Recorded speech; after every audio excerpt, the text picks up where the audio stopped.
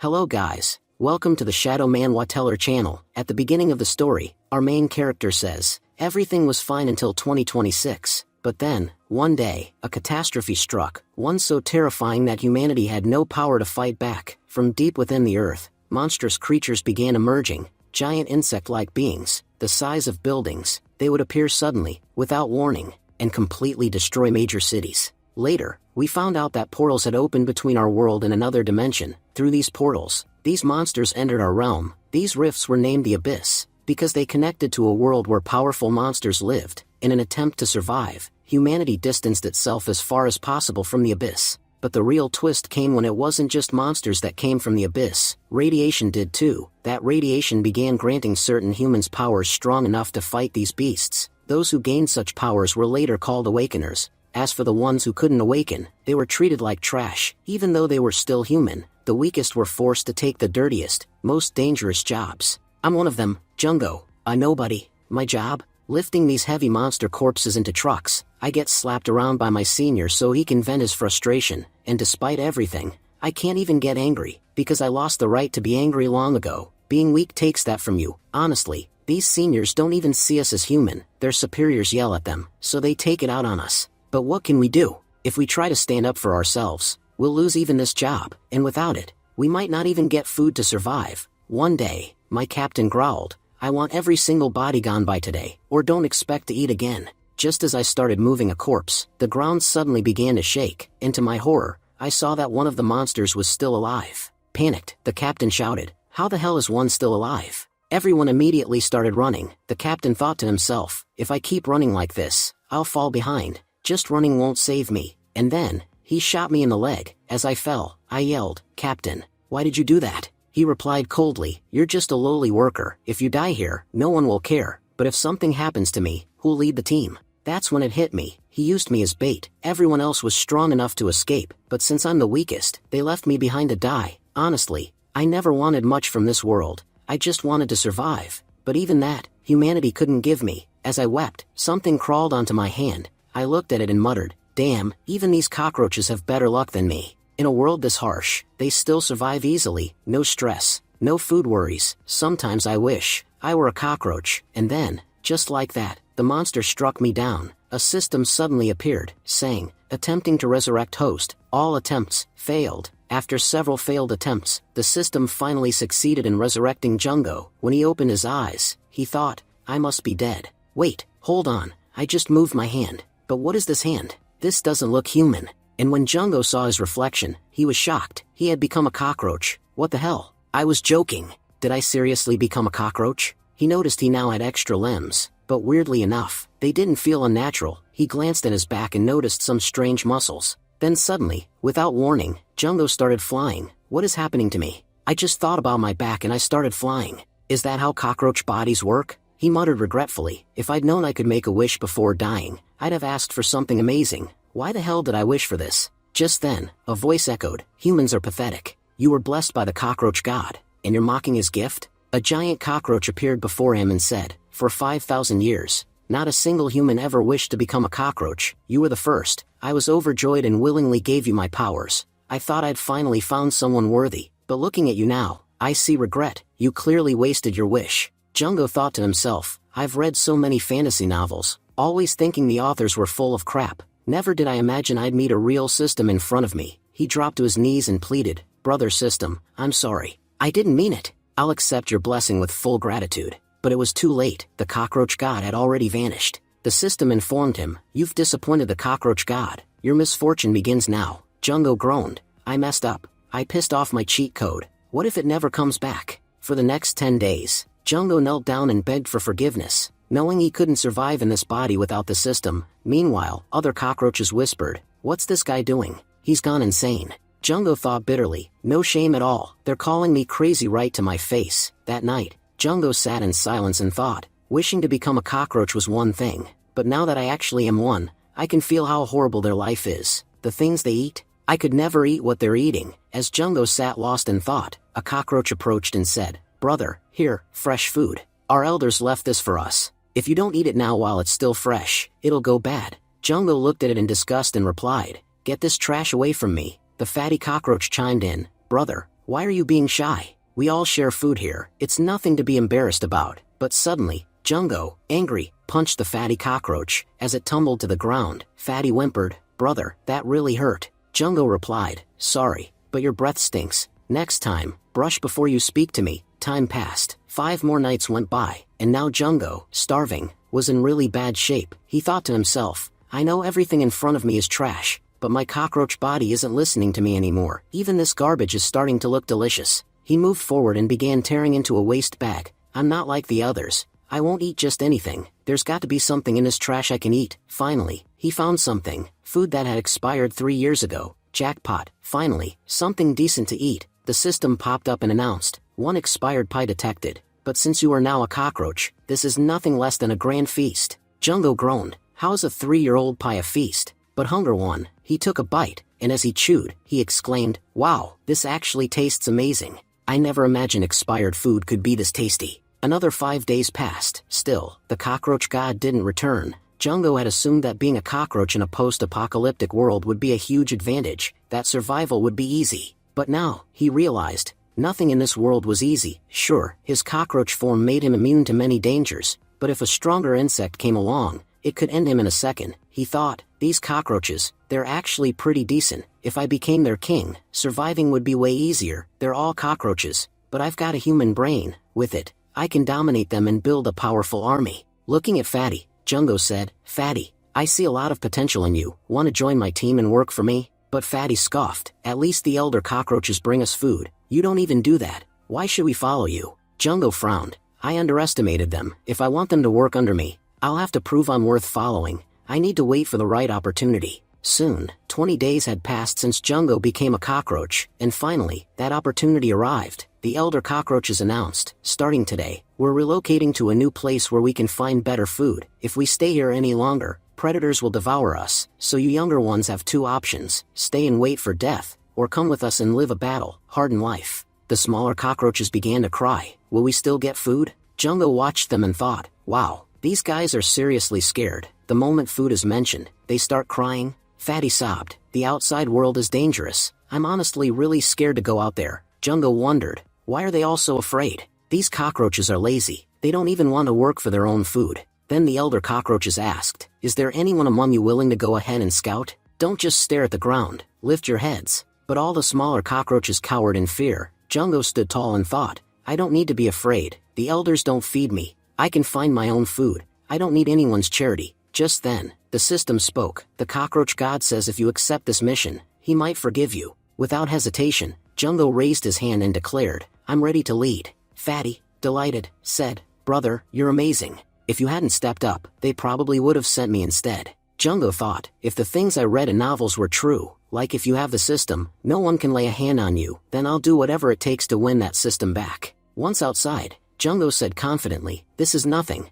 I just have to cross a demo field. Why were you all so scared of such an easy task?" Nervously, Fatty replied, "Looks like you really don't know what this mission's about." He explained, "Whenever food supplies run low, the elder cockroaches pick one of us to scout the field. Sure, the job sounds simple, just walk across the field. But in reality, that field is home to terrifying predators. At any moment, we can become their next meal. Going out there isn't just a task, it's an invitation to death. If you're stepping out there, you're putting your life entirely in the hands of luck." Jungo, visibly shaken, muttered under his breath, "What? Is this for real? This mission, it's way too dangerous." As panic crept in, Jungo couldn't shake the thought, why would the cockroach god do this to me? Are they planning to sacrifice me? Am I just bait in their grand scheme? Standing up, he clenched his fists and declared, "Look, I'm not an idiot. I've got a pretty solid plan to keep us fed without following orders from these giant bugs." Just then, a massive cockroach loomed over him and growled, "You really think you can walk away? On the other side of that dam lies a feast, countless corpses ripe for devouring. Now move, or starve."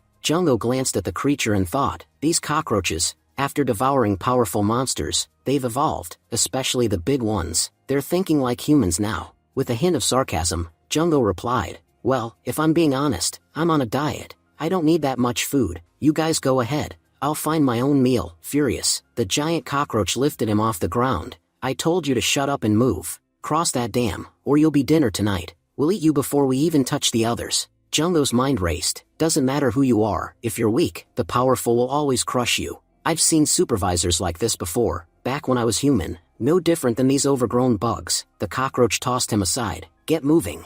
I'm giving you food, that's a privilege. Jungo clenched his jaw. I have to reclaim my system. Sitting here won't help. If I want respect, I have to become stronger. No one's coming to save me. Determined, he led his team forward. Stay alert. If you see anything, say something. Fast. As they moved, Jungo yanked his arm away from a clinging teammate. Fatty, don't cling to me. We need courage right now. Fear's not going to save us. But something didn't sit right. There's no river here, so why all these stones? Meanwhile, the giant cockroaches watched the smaller group. They've already made it halfway. Nothing's happened to them yet. We should move, another added. You're right. We can't let those pests eat all the good stuff. Move out. Eat everything. Jungo's expression darkened. These bastards can fly, but they still sent us ahead to scout. Cowards. Suddenly, he felt something, movement behind them. When he turned, his eyes widened. A massive toad loomed in the distance. Shaken, Jungo whispered, I knew it. These weren't just stones. These toad monsters were lying in wait. This was a trap, and we walked right into it. The group panicked, bolting for their lives.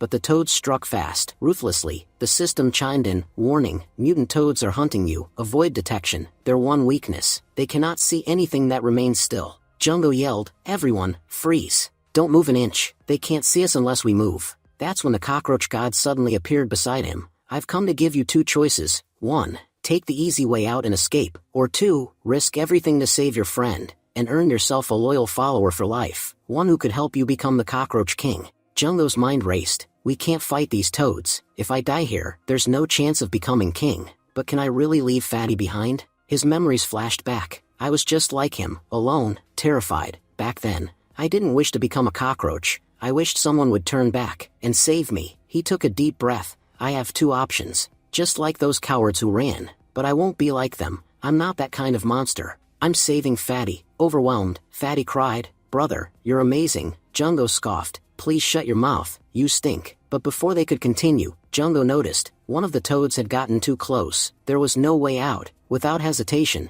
he shoved Fatty to safety and sacrificed himself. The system echoed. You've passed the cockroach god's first trial. You have earned the right to reclaim your system. Welcome back. You've been granted your first ability, devouring skill. Anything you consume, you gain its powers. And now, your reward. Your human body has been restored. Jungo grinned. Finally, I'm back. The cockroach god looked at him with approval. At first, I thought you were just another coward. I was ready to abandon you, but now I see. You care for your people. You may just be worthy of becoming my successor. Jungo looked up. So what now? Does this mean I stay in human form forever? Can I never turn back into a cockroach again? The cockroach god answered calmly. Becoming my successor means gaining power, but it doesn't mean you must remain a cockroach. You can inherit my legacy in whatever form you choose. Still frustrated, Jungo shook his head. Can you just be clear for once? Your cryptic talk doesn't make sense to me. The cockroach god's tone sharpened. Becoming my successor means you've become immortal. You can stay in your human body. It's immortal now. There's no need to return to being a cockroach. Jungo's eyes lit up. That's amazing.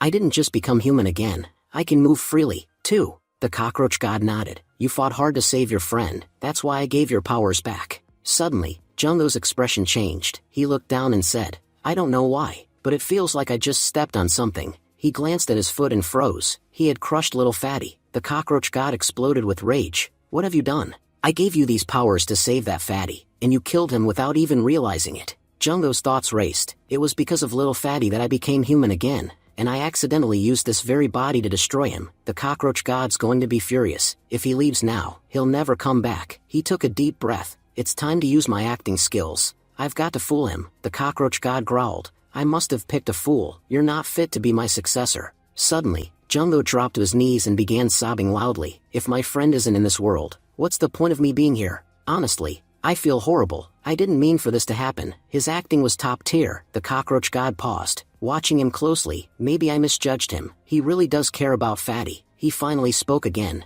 Don't cry, Jungo. Little Fatty is fine. He's not hurt. In fact, he can't be hurt anymore, because he's now your guardian. As long as you live, so will he. Jungo looked up, stunned. To bring Fatty back, you don't need to do anything special. Just defeat these monsters and recharge your energy. Once that's done, he'll return. Jungo clenched his fists. At first, I was going to let these toad monsters go, but now, looks like it's their destiny to die by my hands. He stepped forward, cracking his knuckles. All right, bugs, you're about to witness the true power of a human. But before he could strike, a toad monster jumped onto his arm and landed a brutal punch. Jungo yelled, "What the hell? I turn into a titan for 2 minutes and you become Commander Levi?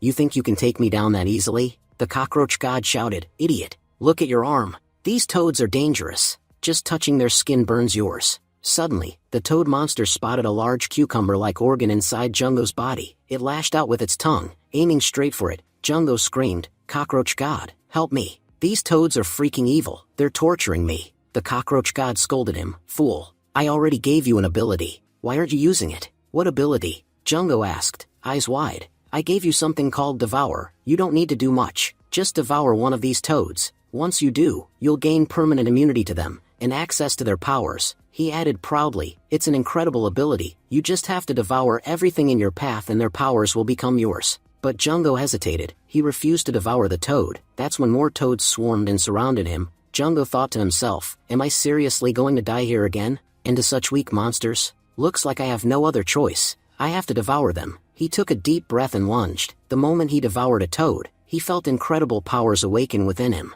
"My body, it feels so light now. It's time to teach them a lesson." With a single strike, he knocked down an entire squad of toads. Being powerful feels amazing. Didn't even take me 5 minutes to wipe them out. Just then, several vehicles surrounded him. He turned to see the symbol of the extermination squad emblazoned on their sides. Jungo narrated to himself, "Ever since the apocalypse, humanity has been getting weaker. That's why a team of powerful individuals was formed. People who explore the abyss and fight the monsters there. They also eliminate any monsters that make it to the cities. They say the extermination squad is humanity's blessing. They don't care about their own lives. They just fight to protect others." Jungo smiled with relief. "I've met these guys before. That means I'm saved. I'll finally get to go back to a city where other humans live." He stepped forward, hopeful. "You all came to rescue me, right?" Without warning, the squad opened fire. Jungo dropped unconscious. One of the soldiers spoke into a radio. "We've found something weird. We're bringing him back to the lab." But Jungo wasn't out for long. Moments later, he stood back up. Unbeknownst to them, Jungo had activated the elastic muscle ability. Right in time, not a single needle had pierced his skin. The squad readied their weapons. "Our target is dangerous. Everyone, prepare for battle." The squad members were murmuring to one another, clearly tense. "Our target is highly dangerous. Everyone, get ready to engage." At the same time, Jungo was desperately trying to explain himself. "I'm human too, just like you. Please don't shoot. I'll explain everything." The squad raised their weapons, just about to fire, when the captain raised her hand. "Hold your fire. We're taking him to the lab. There's no need to kill him." Jungo's face twisted in confusion. "What do you mean by lab? Can't you see I can talk just like a normal human? In what world do I look like a monster to you?" Suddenly, soldiers on bikes moved in and restrained him, but Jungo reacted quickly. Using his poison, he burned through the restraints and slipped free with ease. The captain narrowed her eyes. "So he's an awakener. I wasn't expecting that. This just got a lot more fun." She gave the order to capture him again, and the rest of the squad immediately chased after him. One soldier lunged in,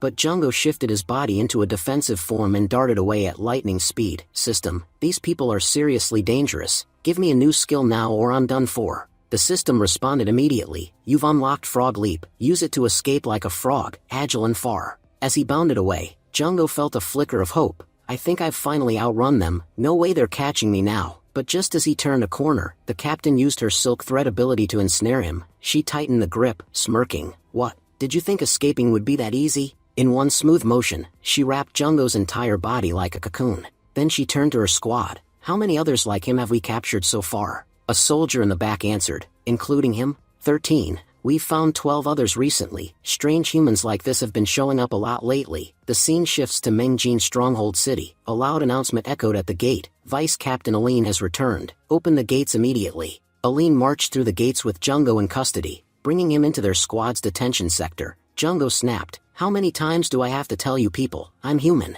Why can't you understand that? The only reason I didn't have clothes when we met was because I just came out of somewhere." One of the doctors stepped forward. "He's definitely different from the other 12. They couldn't speak, but he can." Aline nodded. "Be careful, doctor. We've found 12 like him in the past few weeks. They couldn't talk. They reacted like mindless beasts. But physical scans showed they were human. Still, everything about their behavior screamed otherwise." Another doctor muttered. "He could be an evolved version, one that not only looks like a human, but acts like one too." The first doctor shook her head. "I still don't understand why we're keeping them alive. They barely function, and killing them wouldn't cause us any problems." The other doctor scolded her. How can you say that as a medical professional? What if those 12 are just mentally ill, actual humans who've lost control of their minds? If we kill them without knowing, how are we any different from monsters? Meanwhile, Jungo was thinking fast. So that's why they captured me. They've found 12 others who looked human but acted like monsters. Now they're testing their bodies to confirm whether they're really human. His eyes widened. Wait, does that mean they're going to test me too? But I'm still a cockroach at my core. The tests will expose everything. Cockroach God. I'm a cockroach, remember? Once they test me, they'll know. But the cockroach God sounded clueless. Testing? What are you talking about? Jungo froze. He doesn't know anything? Then who's going to save me now? What if they decide I'm a monster and kill me? Just then, the team entered the lab, but something was wrong. The 12 other test subjects were nowhere to be seen. Only one man remained, sitting eerily still in a chair. Aline narrowed her eyes. Where did the others go? Then, to their shock, the remaining man began to transform. So did the others, emerging from the shadows. Already mid-transformation, they weren't human at all. They had become monsters. The man in the chair morphed into his true form, a tentacled creature. So, you're a tentacle monster, Aline said coolly. Revealing yourself here was a big mistake. No matter how hard you try, you're not getting out of this. The tentacle monster smirked and launched a thick, needle-tipped tentacle, injecting poison directly into Dr. and Jungo's body. Jungo gasped. What is this poison? I can't move at all. The cockroach god's voice echoed urgently. That's no ordinary toxin. It's a parasitic venom. It'll destroy your body from the inside and turn you into a permanent zombie. The monster sneered. I'm here to eliminate all of you humans. Once you're dead, your bodies will serve me. Aline's eyes widened. She spoke. A monster that can talk? I've never seen anything like this. The creature then threw the 2 doctors forward, straight toward Aline. Dodging swiftly, she clenched her fists. Fighting while protecting these 2 is going to be tough. To make things worse, I don't even have my weapons with me, and with civilians nearby, I can't unleash my full power. She took a deep breath. This fight is going to be hell. Just then, Aline's eyes landed on a knife. Without wasting a second, she snatched it up and hurled it straight at the monster, but the creature quickly pulled the doctors in front of him as human shields. Aline narrowed her eyes and thought, I knew it. This thing was never going to fight fair. It was bound to rely on cowardly tactics like this. Meanwhile, the cockroach god called out to Jungo, telling him not to get distracted and to begin devouring the monster's abilities immediately. He explained that once the monster's powers were consumed, its parasites would no longer affect him. As Jungo activated his devouring ability, he could feel his resistance to the parasites increasing by the second. Aline shouted at the monster, challenging it. If you've got any guts, then come out and fight face to face. You know, in our world, cowards who hide behind others are nothing but disgraceful. The monster sneered and responded mockingly, saying she was trying to provoke him. But let's be honest, it's pointless. As long as I have these girls as my shields, there's nothing you can do to hurt me. Aline smirked and replied coldly, looks like you're seriously delusional. With a flick of her wrist, she launched a barrage of blades at the monster, thinking to herself, I was right, its body is weak, that's why it keeps hiding behind others. But suddenly, something terrifying happened. Every wound inflicted on the monster's body appeared identically on the captured doctors. Aline gasped, stunned. What the hell just happened? The tentacled monster let out a dark chuckle and said, You're wondering what's going on, aren't you? The truth is, I've merged my body with these humans. I now use their life force to heal myself. If you injure me, they suffer the same wounds. Aline clenched her fists and thought grimly, this thing's a walking nightmare. Where the hell is the rest of my team?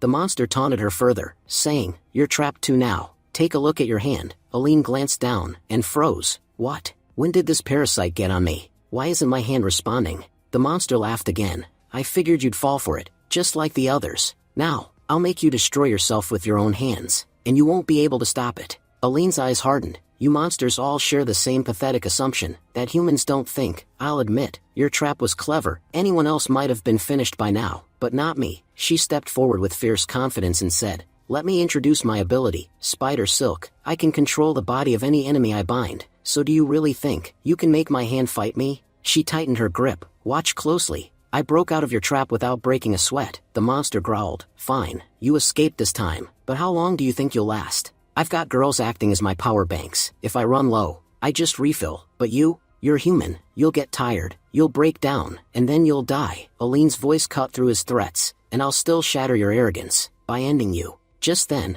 Jungo began to move. The monster's eyes widened in disbelief. What? I can't control him? Then I'll just destroy him. Snarling, it launched a deadly strike at Jungo, but Aline reacted in a flash, casting her silken threads and pulling him out of harm's way. Jungo said, Thanks for saving my life. Aline eyed him cautiously. I'm sure of it now, you're not one of them. But if that's true, and you still have control over your mind, why were you wandering like that earlier? Jungo replied calmly. I already tried telling you all. She looked at him again, her suspicion fading. Seems like the monster can't fully control your body. In that case, I'm giving you two options. 1, we both die fighting here, or 2, I hold off the monster while you go out and call for backup. Jungo shook his head. I don't like either of those options. That's why. I'm choosing option 3. Aline blinked. Option 3? What's that supposed to mean? He grinned. Option 3 is simple. We team up, and we beat the crap out of this bastard together. Let's show this mushroom freak just how dangerous humans can be. Aline stared at him like he'd lost his mind.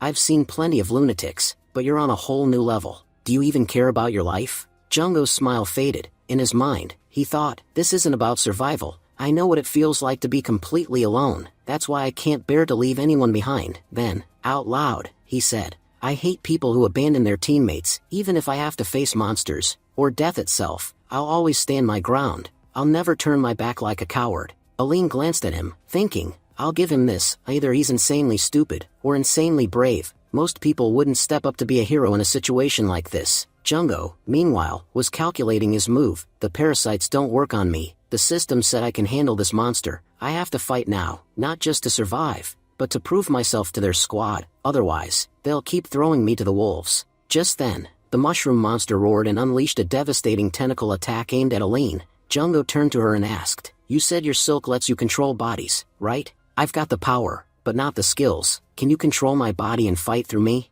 The parasites won't work on me anyway. Aline nodded without hesitation. Her silk wrapped around Jungo, and in the next moment, she took control of his movements, sending him charging into battle with precision. The mushroom monster sneered and said, No matter how fast you are, you can't outrun my tentacles. But Jungo weaved between the doctors and closed the distance in a flash. The monster's eyes widened in disbelief. This human, he's fast. I must have underestimated them all. Jungo didn't hesitate. He darted forward and threw a punch straight at the monster's core. But with a quick motion, the mushroom monster blocked it using his powerful tentacles. You're weak. A punch like that can't do anything to me. Just then, Jungo's new abilities activated. His muscles expanded like elastic cords, and a poisonous glow pulsed through his veins. Using his enhanced body, he ripped through the monster's tentacles with ease. Aline, watching from the side, was stunned. How many abilities does this guy have? He broke through the monster's barrier like it was nothing. Even the mushroom monster gasped. Impossible. How can a mere human be this strong? Jungo smirked. You were talking a lot just a minute ago. What's wrong? Cat got your tongue? But the monster snarled back. It's not over yet. I'll just regenerate the damage by using these humans. And when I do, I'll kill you first. Then he paused, and looked down, horrified. His body wasn't healing. Off to the side, Aline stood beside two freed doctors. She said calmly, I've already removed your parasites from their bodies. You can't use them as power banks anymore. And that means, your end starts now. The monster growled, Don't celebrate too early, human. I've still got one last trump card. With a roar, he absorbed the remaining 11 hostages, and in an instant, transformed into a larger, more grotesque form. He grinned. So, what do you think of my final transformation? I hope you're not disappointed by this new power. Then, in a blur, he shot toward Aline and landed a devastating punch. She staggered back, eyes wide. He's gotten even faster. I can't even track his movements anymore. Jungo watched helplessly. When did he get that close to Aline? Before they could react, the monster pounced again and began brutally pummeling her. In moments, she was battered and bleeding. You hit me earlier, didn't you? Now it's your turn. He turned to Jungo. And you're next. Jungo's heart pounded. This is bad. Something terrible is about to happen. The monster lunged and struck Jungo with a brutal blow. Inside his mind, the system's voice echoed. Warning. Critical damage to the skull. Internal organs have sustained heavy trauma. Activating immunity skill to initiate recovery. Moments later, Jungo's body began to regenerate, his wounds sealing rapidly. He gasped. I thought I was dead. How am I still alive? The cockroach god's voice responded sternly. Stay down. If that monster hits you again, I might not be able to heal you next time. I've already used too much energy to keep you alive.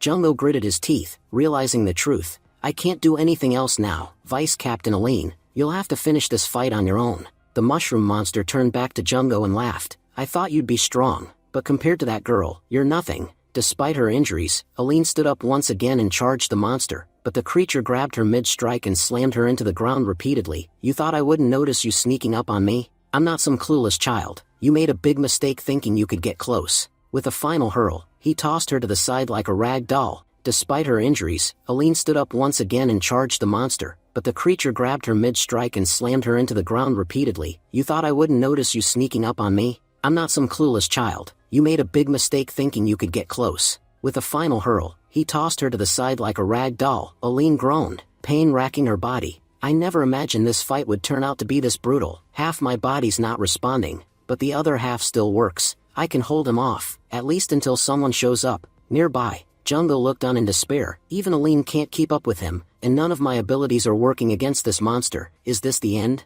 Just then, one of the doctors lying nearby handed him a glowing crystal. Take this, get it to Aline, it'll boost her power. It might be our only hope. Jungo stared at the crystal. If I throw it, the monster will see it and destroy it. I'll have to take the risk myself. The cockroach god's voice returned. Your elastic muscles make you faster than most. If you push them beyond their limit, you might reach a speed the monster can't detect. Right now, your chances of reaching Aline are just 10%, but if you stay here, death is certain. It's your call. Jungo, I won't force you. Jungo clenched the crystal and activated his elastic muscle skill, launching himself forward at blinding speed. From afar, the mushroom monster sensed movement. These pathetic humans, why won't they give up? Their tricks won't work on me. The cockroach god's voice echoed again, grim and urgent. He's noticed you. Your success rate just dropped from 10% to 5%. Jungo had been thinking to himself, if everything goes according to plan, there's no way I'll fail. He launched himself into a high leap, hurtling straight toward the mushroom monster. But before he could get halfway, the beast's massive hand shot out and snatched him midair. The mushroom monster growled. What did you think? That getting past me would be easy? Foolish human, this is your end. Watching from afar, the cockroach god muttered, this really is your end, Jungo. And with that, the mushroom monster slammed Jungo into the ground. But even in that brutal moment, Jungo thought defiantly, who said I'm finished? To tell the truth, this was the real plan all along.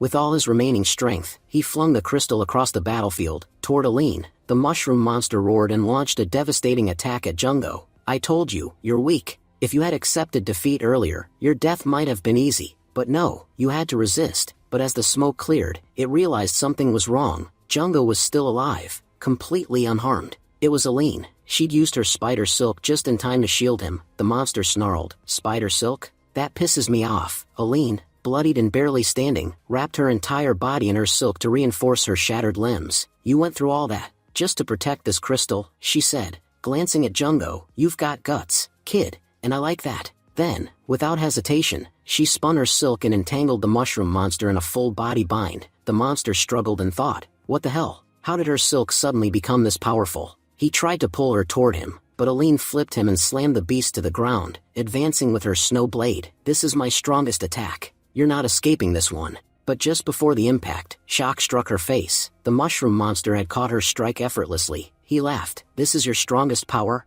Even if you humans borrowed our strength, you're still pathetically weak. Then, with a swift motion, it shattered Aline's weapon and stabbed her through the side. Jungo's heart sank. Did Aline lose? Is this really the end? As the monster moved in for a finishing blow, at that moment, someone approached and separated both his hands from his body. Jungo stared in disbelief. Who the hell was that? He just cut off the monster's arms like it was nothing. Two more figures appeared through the smoke. The mushroom monster hissed. And who are you supposed to be? One of them, a girl, rushed to Aline's side. She said calmly, she's severely injured. If I don't treat her immediately, her condition could worsen. It was Captain Haley, of Squad 10. The other figure turned to Aline and said, don't worry, Aline, no monster is getting past us now. He was Captain Philo, of Squad 2. Then, from behind them, a third voice echoed powerfully. The Chief Commander Carey himself stepped forward. This monster is fascinating. It's the first time I've ever seen one that can actually talk. Killing it might be fun. Aline called out, struggling to speak. Chief Commander Carey, please, be careful. This one's nothing like the others. Carey replied, relax, I've got this. Haley snapped at the group. I'm healing people here. Could you all just shut up for a minute? She activated her ability, Revival, and wrapped the wounded in glowing flowers. Jungo could feel his body relaxing inside the petals. These flowers, they feel amazing. It's like they're filling me with new energy. I'm getting sleepy. Suddenly, an injection pierced his arm. The cockroach god looked down at him and said, you can't sleep now, kid. What you're about to witness is the peak of human power. You need to see this. Carey stepped forward, voice calm but firm. My name is Carey Viren, Chief Commander of the Extermination Squad. Since you can speak like a human, I figured we might have an interesting chat. But the mushroom monster sneered. Unfortunately, I don't talk to my food. Carrie's eyes narrowed as he noticed something dropping from the ceiling. The mushroom monster grinned. I knew it. You're the strongest in this city. I always knew I'd have to face you someday. I've already devoured every other target in this city. You're the last one left. And this time, you won't escape. It lunged at Carrie. From behind the barrier, Jungo gasped. We couldn't even handle one monster, and now there are so many of them. Just then, Captain Philo unleashed a single punch and obliterated several monsters at once. Haley raised a barrier of cyclone winds around the flower-wrapped wounded. Jungo was stunned. They created a barrier using cyclone, and it's strong. No monster could possibly break through that. Philo called out, Haley, I've got monsters handled. Watch the others. Haley smirked. Don't worry, these weaklings, I've got them covered. Jungo watched in awe. The captains, their power is on a completely different level. I thought Aline was strong as vice captain, but these guys are on another level entirely. If even one of them had been here earlier, that monster would have been finished by now. But the mushroom monster snarled again. Your captains? They're busy. It's just you and me now. Let's see. Who really has the power? He absorbed everything in its surroundings, then transformed again, becoming even larger and more monstrous than before. Jungo's eyes widened. What is this thing?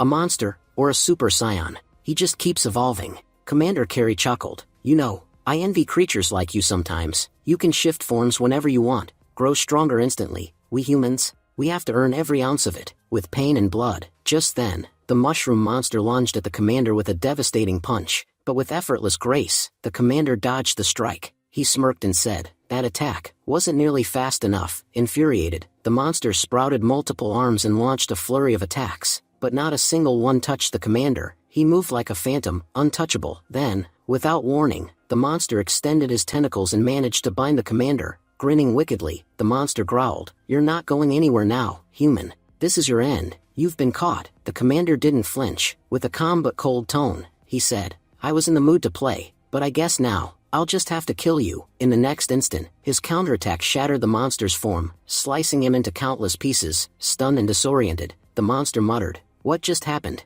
I didn't even see it coming. I really lost? The vice commander stared him down and replied flatly, Believe it, this is reality. With a single flick of his finger, he disintegrated the last remaining fragments of the monster. All that was left was its brain, the true source controlling everything. Grinning with satisfaction, the commander declared, Finally, I got it. He looked toward his comrades and said, Guys, you won't believe it, but I caught the talking monster. We had no intel on it until now, so, can I name it? From behind, Haley and Philo sighed in disbelief. Our boss is such an idiot. Our entire lab, the one we spent a fortune building, is completely destroyed, and he's standing there trying to name a monster. Jungo chuckled and said, Man, that thing was seriously powerful, but when they were fighting, it didn't feel like he was the monster, it was the commander who looked like one. The cockroach god chimed in, That's exactly why I kept you awake to witness it. But now, Jungo, it's okay to collapse. When Jungo opened his eyes, he found himself submerged in a bathtub. He blinked in confusion and muttered, Wait, how the hell did I end up in a bath? He heard some voices nearby. Blushing slightly, he thought, What's going on here? How can there be two people in the same tub? Just then, Aline's voice called out, Finally, you're awake. She looked at him with a teasing grin and added, So, your tests haven't come back yet, which meant you had to stay under observation for the night. But honestly, after that fight, you really helped me out a lot, so, I figured I'd just take you home with me. Jungo, clearly flustered, stammered, Shouldn't we be talking somewhere else? Like, not here? Can't we do this outside? Aline shrugged. Hot water's still running. Not like we've got many options. She reached out a hand. I'm Aline, vice captain of the extermination squad, and thanks for saving me back there. So what's your name? Jungo replied, Far as I can remember, it's Jungo. Aline smiled. That was a long, brutal fight. Let me see how your wounds are doing. She leaned forward and began inspecting his back. Jungo stiffened and thought, This world really is insane. Am I the only one who's even a little embarrassed? Aline whispered, Your body's incredible. I clearly remember how badly you were injured. But now, no scars, you're fully healed. That healing power of yours, it's remarkable. From within Jungo's mind, the cockroach god's voice echoed, Jungo, you're in quite the situation. Your heart rate's going through the roof. Want me to activate the special mode? Jungo yelled internally, No, don't you dare. Aline looked up and asked, Hey, would you mind checking out my scars? That damn monster gave me a few new ones. The cockroach god cackled. Too late. I'm not stopping now. Activating special mode. But before anything embarrassing could happen, Jungo bolted upright and climbed out of the bath. He muttered, Good thing I got out of there in time. That cockroach god was seriously gonna ruin me. Suddenly, The TV turned on. A news anchor's voice echoed, roughly 50 kilometers from Mengjin City. Several workers were found dead while trying to remove monster remains. They were ambushed by an unknown group. Not a single one survived. Jungko's eyes widened. Wait, that's where I used to work. Everyone, they're all dead now. The anchor continued. When the investigation team arrived, all they found were bodies. No traces of survivors. Jungko swallowed hard. If I'd been there, I would have died too. An emergency message came through the speakers. Citizens, if you see any abyss portals, report them immediately. These anomalies pose a serious threat to the city. The cockroach god whispered. Jungko, don't dwell on that pathetic past. I've got some good news for you. Jungko looked up. What kind of news? You absorbed a massive amount of energy in the last fight. You can revive Fatty. Jungko raised an eyebrow. Wait, why does it say Imperial Guard on him? The cockroach god replied proudly. Think of yourself as a king. Fatty is your loyal general. As long as you're alive, Fatty's immortal. No matter how many times he dies, he'll always return when summoned. Jungko smiled faintly. So, he's basically invincible now? Though usually, generals protect the king. How's Fatty supposed to protect me with that tiny body? The god laughed. That's the beauty of it. Fatty can level up too. He can be your scout, your eyes in the world. You can share your vision with him, and see through his eyes. And just like that, Jungko summoned Fatty once more. Fatty, bursting into tears, hugged him and cried, Big bro, I missed you so much. But, why do you look so weird now? You look human, Cockroach God said. Close your eyes. Jungko, you can see this world through Fatty's vision. Just then, Fatty's body floated aimlessly into the bathroom, like a confused balloon drifting in a storm. Jungko scoffed, clearly irritated. Idiot, you're gonna get us in trouble. If Aline catches you peeking again, she won't let you off easy. Get out. Now, he yelled from a distance, his voice sharp. You're gonna get us both killed. I've already unlinked your senses. If you die again, it's on you. But Fatty, clueless as ever, responded with confusion. Brother, what are you saying? I sensed you needed to peek inside, so I came here to help you. At that exact moment, Aline noticed Fatty. Her eyes narrowed. No hesitation, she launched her silk attack, pinning Fatty to the wall, and eliminated him with brutal efficiency. As Fatty's body vanished, Jungko winced. The backlash from their severed connection hit him hard. The cockroach god, almost apologetically, murmured, Oh, I forgot to mention, if you're still linked with someone when they die, the pain is shared equally. 2 days late, the scene shifts to Aline standing beside Jungko, medical files in hand. Jungko, your results are in, and the amazing thing is, your body's completely normal. You're free now. You can live however you want. But Jungko wasn't smiling. Instead, he looked straight into her eyes and said, I want to join the extermination squad. Aline's expression hardened. Before you decide, there's something you need to know. Our squad has one of the lowest survival rates. Only 3 out of every 10 make it out alive. Even knowing that, do you still want in? Jungko didn't flinch. I'm an awakened. I have power. If I don't use it to protect people, I'll regret it for the rest of my life. That's why I need to join. Aline nodded. Alright then, the selection tournament begins in 7 days. But let me be clear, your skills are good, but not at the level of most competitors. And this year's competition, they say it's the hardest one in history. Jungko gave her a firm look. Vice Captain, I know it's a lot to ask, but could you pull some strings for me? I'm not saying you owe me for saving your life. I just really want to save people too. Aline stared at him for a moment, then cracked a smile. If that's how you feel, then get on your feet. I like that stubbornness. Let me show you what real special training looks like. Meanwhile, the chief commander observed everything from a distance. A concerned doctor stood beside him. Commander, I still don't understand why you altered Jungko's medical report. His gene test results, they're not even human. The chief commander remained silent for a beat before replying. Doctor, keep this a secret. I have a feeling that kid's going to do something far beyond what we've ever imagined. Later that day, Aline had taken Jungko to the entrance of a massive, swirling abyss. Jungko's eyes widened in shock. Aline, are you seriously throwing me into the abyss for special training? I've never even been in one before. How am I supposed to survive in there? He stared at the swirling black void, his thoughts racing. The abyss, a dimensional rift filled with monsters far stronger than anything on Earth. It's said that even an army of thousands couldn't clear a single high-ranked one.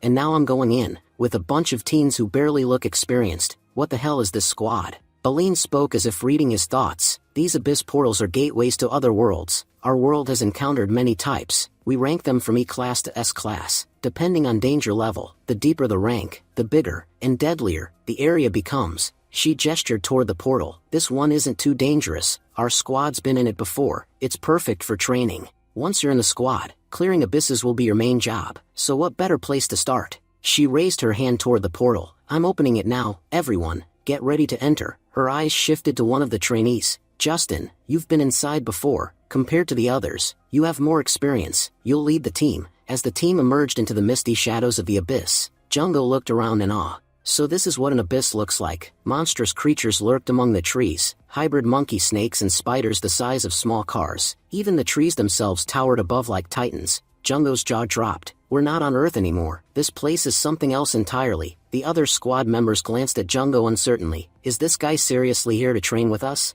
Can he even survive in here? Despite their confusion, the group began advancing deeper into the abyss. That's when Justin tossed Jungo a heavy pack and said bluntly, "You look like this is your first time in the abyss. Don't touch any monsters accidentally. Your job is simple. Carry our gear and observe. You're not here to fight." But internally, Justin was annoyed. Why the hell was Aline favoring this guy so much? She was his goddess, and there was no way he'd let some random rookie get close to her. Jungo, however, didn't rise to the provocation. Instead, he chuckled and replied, "If I'm safe, what's the problem? I've got no issue carrying your stuff. You go fight the monsters. I'll handle this." His calm reaction stunned Justin, who'd expected anger or defiance. Instead, Jungo just smiled. Jungo thought, this is perfect. While they're out there risking their lives, I'll get to devour the monsters they kill. Justin stood there speechless. He's happy with this. I thought he'd be furious. How am I supposed to piss him off now? Jungo even offered to carry more. "Hey, you guys can give me your gear too. If I'm not gonna fight, at least let me help." He walked over to Liu Yao, who curtly declined. "I don't need your help. I can carry my own pack. And honestly, you shouldn't be doing this either. You were sent here as a teammate, not a porter. If you actually learned something here, maybe you'd be useful." Jungo smiled to himself. "They think I'm weak, that I'm scared. But the truth is, I just need monsters to grow stronger. If I can devour them without lifting a finger, why should I care who does the killing? They do the work, I get the benefits." The battle began. Liu Yao unleashed lightning, frying dozens of monkey-like beasts in a single strike. Justin sliced through mantis monsters with deadly precision. Jungo watched in silence, mentally taking notes. "Before coming here, I knew almost nothing, but now I understand how Awakeners fight. These weapons, they're called crystal weapons. Every time they kill a monster, the weapon absorbs its power. The more they kill, the stronger they get." He remembered what Aline had told him, that this squad was one of the best among the rookies. And it was true. Even the top fighters were starting to look exhausted after killing just a handful of monsters. Jungo observed closely. It's been 10 hours since we entered the abyss. They've taken down maybe 500 monsters in total. Justin alone has killed 310.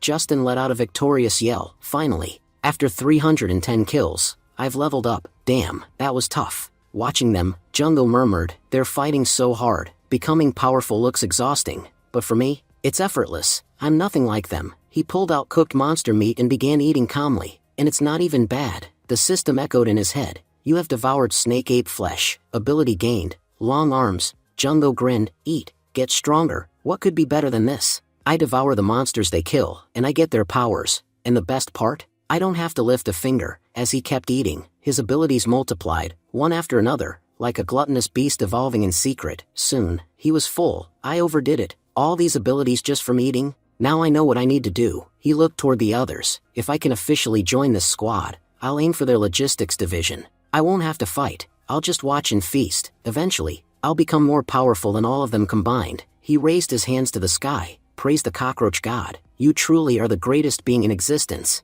Meanwhile, his squad mates stood in stunned silence, watching him from afar. Song Tao muttered, "We're fighting for our lives here. We're bleeding, risking everything. And that guy, he entered with us. He's just sitting there, enjoying lunch." Another teammate added bitterly, "We gave him our gear, and now, just watching him eat, I feel so envious." Elsewhere in the abyss, two terrifying monsters clashed for dominance, each vying for the title of ruler of this twisted, alien realm. The first monster appeared, Steelhorn, and his opponent was none other than the king of the snake monkeys. But in just a single, devastating strike, Steelhorn ended the Monkey King's life. Shocked, Jungo muttered, "So this is the final boss of the abyss? Damn, Steelhorn really is powerful. He took down a snake monkey king like it was nothing. Do you really think you can defeat a monster that strong?" He added, turning toward the others. That monkey was supposed to be on the same level as Steelhorn, and yet it was annihilated like it was nothing. "We're far weaker than even that monkey." Justin spoke up, his voice steady despite the tension.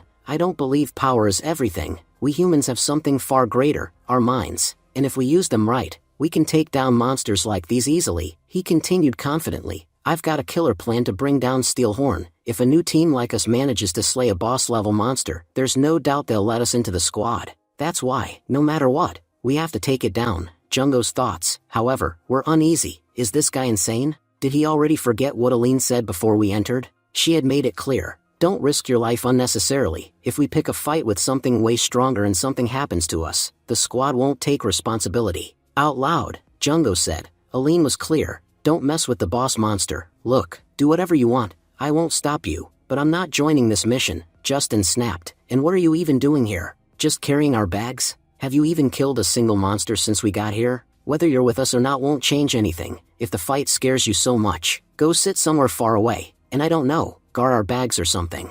Liao watched this unfold, uneasy. Why do I feel like Justin's planning something wrong? Is he setting Jungko up as a sacrifice? Justin then unrolled a crude map and pointed at a marked circle. Since we arrived, I've been mapping this place. See this zone? Monsters never enter it. If you go there, nothing will attack you, guaranteed. As Jungko walked away, he called out, don't worry about your gear. I'll guard it just fine. But if you guys can't handle the monster, run. Don't die for nothing. Elsewhere, Song Tao and Suke whispered to each other. What an idiot. He walked right into the trap. Liao turned to Justin, furious. Captain, what the hell are you doing? You're sending Jungko right into the place we're planning to fight Steelhorn. Justin didn't deny it. You're right. That's exactly where we'll fight. And I know Steelhorn is far too powerful for any of us to kill head-on. His voice turned cold. That's why I loaded Jungko's backpack with bombs. The moment Steelhorn spots him, he'll go in for the kill. And when he gets close enough, boom, one explosion, and that bastard of a boss monster will be blown to pieces. The best part? None of us have to risk a thing. We trade one piece of trash for a boss kill. Tell me, what could be better? Liao stood her ground. You've lost your mind. We can't just take someone's life like that, whether he helps or not. He doesn't deserve to die. She turned to leave. I'm telling Jungko everything. I'm not letting someone die in front of me. But before she could move, Justin blocked her path with a flash of his swift ability. I worked hard on this plan, and the rest of my team is on board. I knew from the start you'd pull something like this. That's why I never told you until now. If you try to warn Jungko, you'll have to get through the three of us first. We're already planning to kill him. Killing you two won't be a problem, so if you value your life, stay quiet, and support your team. Meanwhile, Jungko arrived at the so-called safe zone. What kind of monster is this? I'm pretty sure I never devoured it. As he reached for the beast to place it in his pack, the ground began to tremble. He turned sharply. That battle's happening a mile away. Could it really be so intense that the tremors are reaching here? No, that can't be it. Steelhorn is strong, but not strong enough to shake a mile with raw power, unless that bastard is heading this way. Suddenly, a stampede of monkeys rushed past him. Why are they all running away? Is something coming? And then, Steelhorn burst through the trees, crashing into the clearing. Without hesitation, he rammed his horn straight through Jungko's body and slammed him into a stone wall. Shocked, Jungko gasped. Why is Steelhorn here? This was supposed to be the safe zone. They were supposed to be fighting far away. The voice of the cockroach god echoed in his head. Jungko, you sustained serious injuries. Hold on, I'll use immortality to heal you. Gritting his teeth, Jungko asked, where are the others? Did this monster already kill them all? Is that why he came after me? Suddenly, a burning arrow flew through the air, slamming into the ground near the big backpack. Jungko stood frozen, horrified, as a chilling thought crossed his mind. Were there bombs hidden inside those backpacks? That could only mean one thing. This whole thing was planned from the start. Suddenly, the ground shook with a brutal detonation. The blast echoed through the cliffs as fire and smoke consumed the space. Gritting his teeth, Jungko muttered, I've been betrayed again. His voice trembled, not with fear, but with rage. How low can they sink? They used me like bait. Scene shifts to high above, on the cliffs. Squad members watched the blast. Justin let out a cocky laugh. I told you, the human brain is the deadliest weapon. Use it right, and you can take down any monster, no matter how strong. He turned to his team, grinning. To be honest, I'm more thrilled about killing Jungko than the monster. That bastard's face pissed me off every time I looked at it. But I ended both, the monster and that freak, in one blow. I swear, I'm a goddamn genius. My spot in this squad? Locked in. From now on, life's gonna be easy. But then, Liao gasped, pointing toward the smoke. Captain, look, something's still standing down there. As the smoke cleared, their eyes widened. Jungko, alive, standing, and not just him, the horn monster too, very much alive. Justin's smirk faded. Wait, what the hell is going on? A blast that strong didn't even kill them? I get the monster surviving, but that kid too. Jungko's fists clenched, his eyes burned with fury. What did I ever do to you? We met for the first time today, and the first thing you do is try to kill me?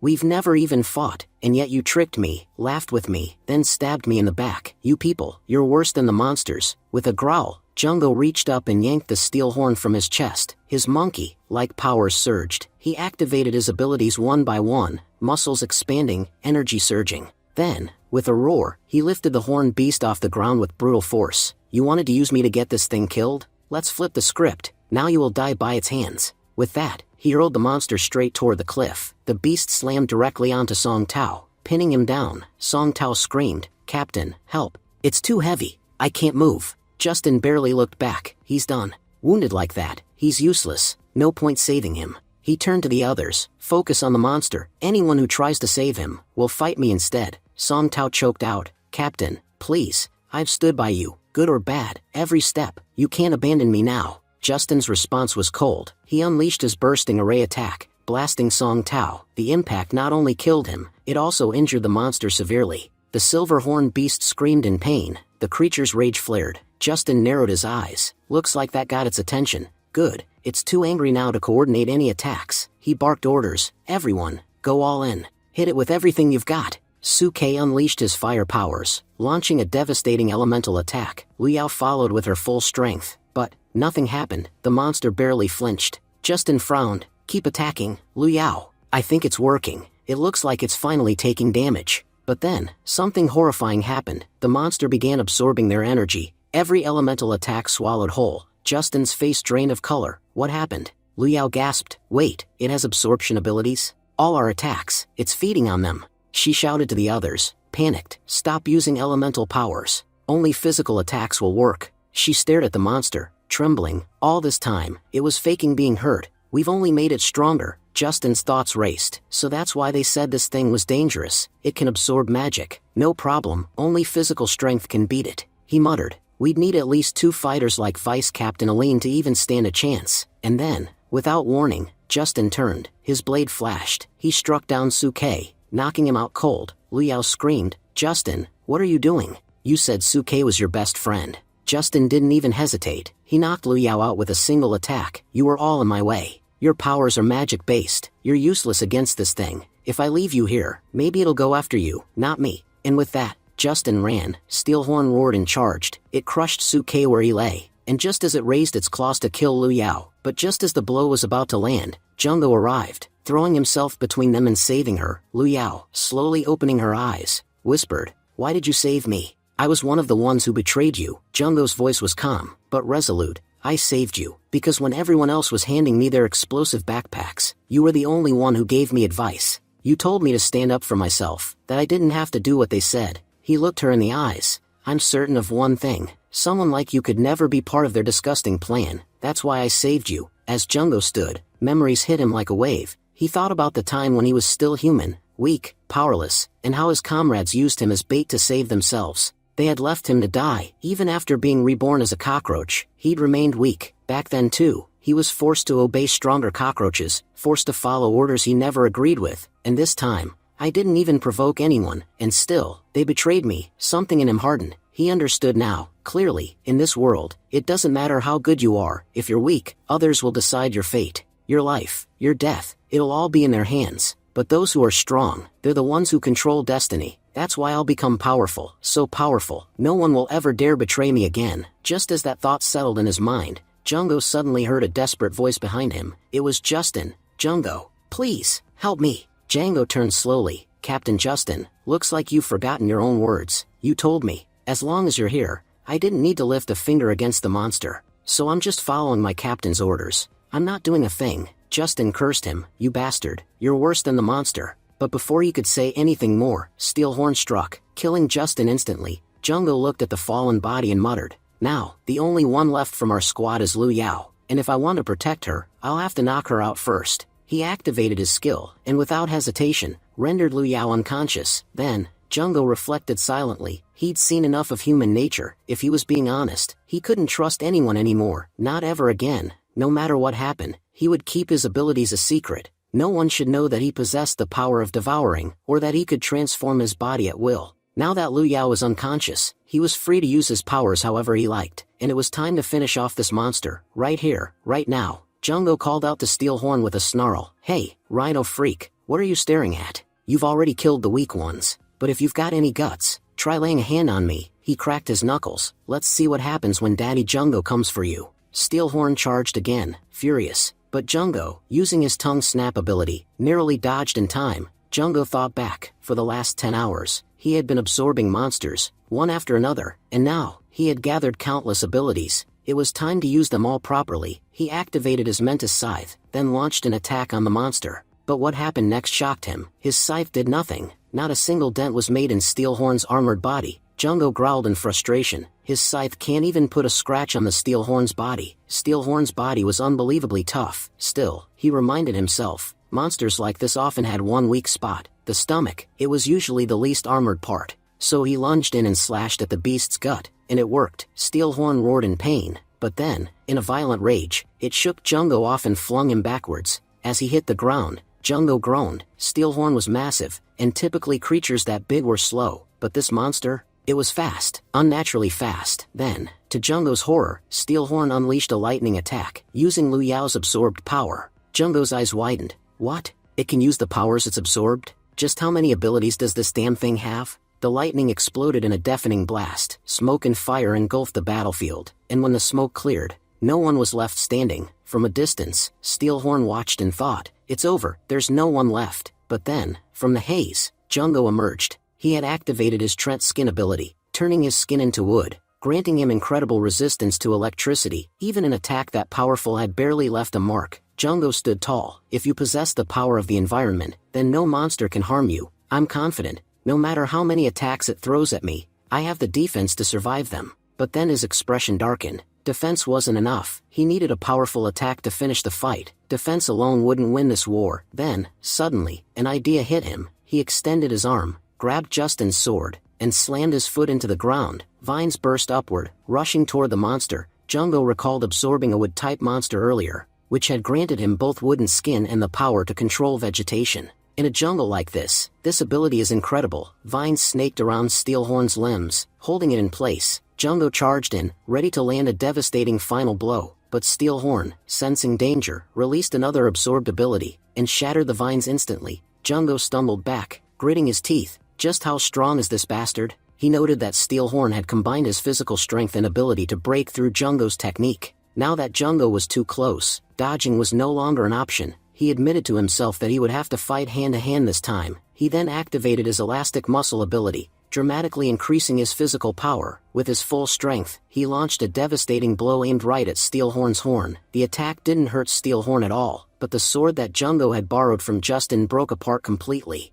As Jungo retreated, he sarcastically remarked that the sword was as useless as its master. He said he didn't need such weak tools. Meanwhile, Steelhorn charged at him with deadly speed, intending to finish him off. Jungo muttered an apology to Steelhorn, saying that he too enjoyed games, but this one was about to end. He told Steelhorn that he was about to gain an ability that would make things far more difficult for him. With that, Jungo bit off a chunk of Steelhorn's horn. The system notified him, "You've acquired the Beast Horn technique of Steelhorn." Almost immediately, Jungo's body was surrounded by a powerful armor. He admired it, calling it an incredible piece of equipment. A long and brutal battle followed between Jungo and Steelhorn, lasting nearly half an hour. When it ended, the entire surrounding area lay in ruins. Catching his breath, Jungo admitted to himself that killing Steelhorn had been extremely difficult, but in the end, victory was theirs. After defeating Steelhorn, a key materialized before Jungo. The system announced, "You've obtained the key to the secret realm. If you use it within the time limit, you'll be granted access to the realm,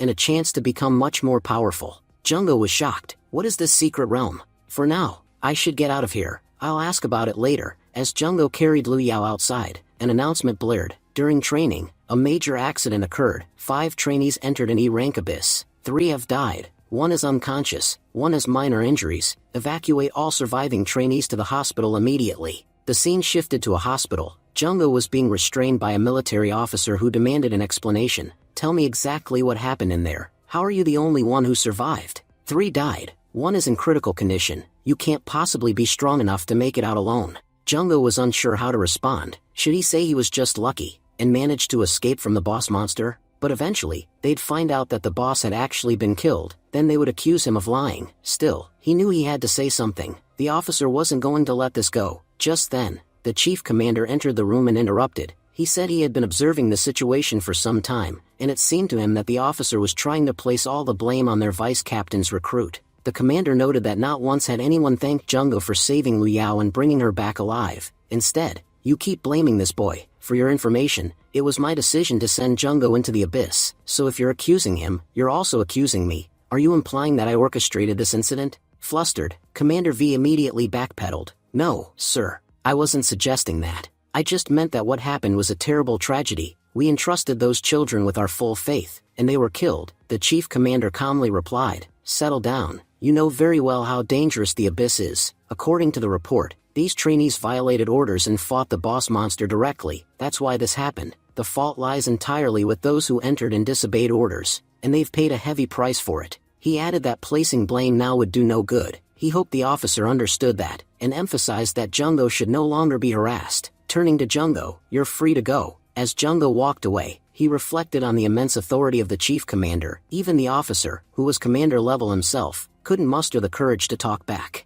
Jungo recalled what the cockroach god had told him. The chief commander holds the peak power of humanity. He wondered how someone could be that strong. Later, standing on the rooftop, Jungo contemplated the chief commander's protection. Was he helping me because I was chosen by Elaine? He began to realize something crucial. The military and the extermination squad were not the same. They were entirely different forces operating in distinct ways. Judging by what he had seen, the extermination squad seemed to hold more authority, which was why the commander hadn't dared speak up earlier. But he quickly shook off the thought. "I don't have time to dwell on politics. What matters now is the secret realm. I need to understand what it is, and how it can make me stronger. But who should I ask?" Just then, the cockroach god appeared and spoke up. "You've been wondering who to ask about the secret realm while I've been right here?" He explained that the secret realm was a hidden dimension, unknown to most people. Only those with the key could access it, and Jungo had the key. "Let me be clear, the secret realm is a place no ordinary human can enter. The only reason you can, is because you're not entirely human."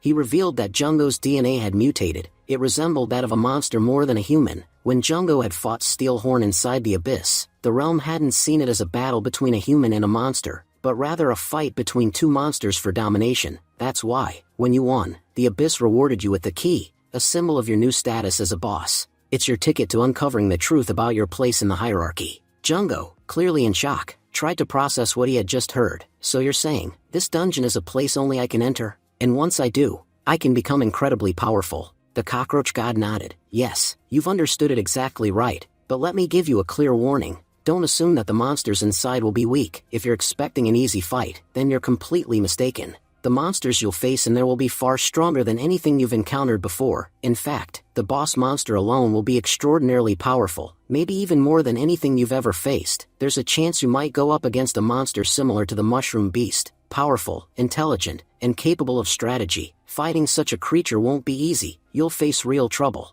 and it's highly likely that it'll also be heavily infected." Jungo clenched his fists. "But I was told there's a countdown. If I don't use the key before time runs out, I'll lose my chance forever." The cockroach god nodded again. "Yes, you've got 24 hours. If you don't enter the dungeon within that time, the key will disappear. So tell me, Jungo, will you go?" Django looked at the key in his hand. "I made a promise to myself after that last battle. I swore I'd never stay weak again. I want power, more than anything. That's why I'll enter this dungeon. But, before I do, there's one thing I need to take care of. Just killing Steelhorn almost ruined me. It took everything I had. And judging by what you said, this new dungeon is on a completely different level. There's a high chance I'll die in there. So before I walk in, I need to fulfill one last wish." Later, Jungo stood in front of Aline. He looked awkward, a little nervous, and said, "Aline, please, just one date with me." She glared at him, clearly unimpressed, and punched him across the face. "You've got some nerve asking me something like that. If you really have the guts, try saying it again.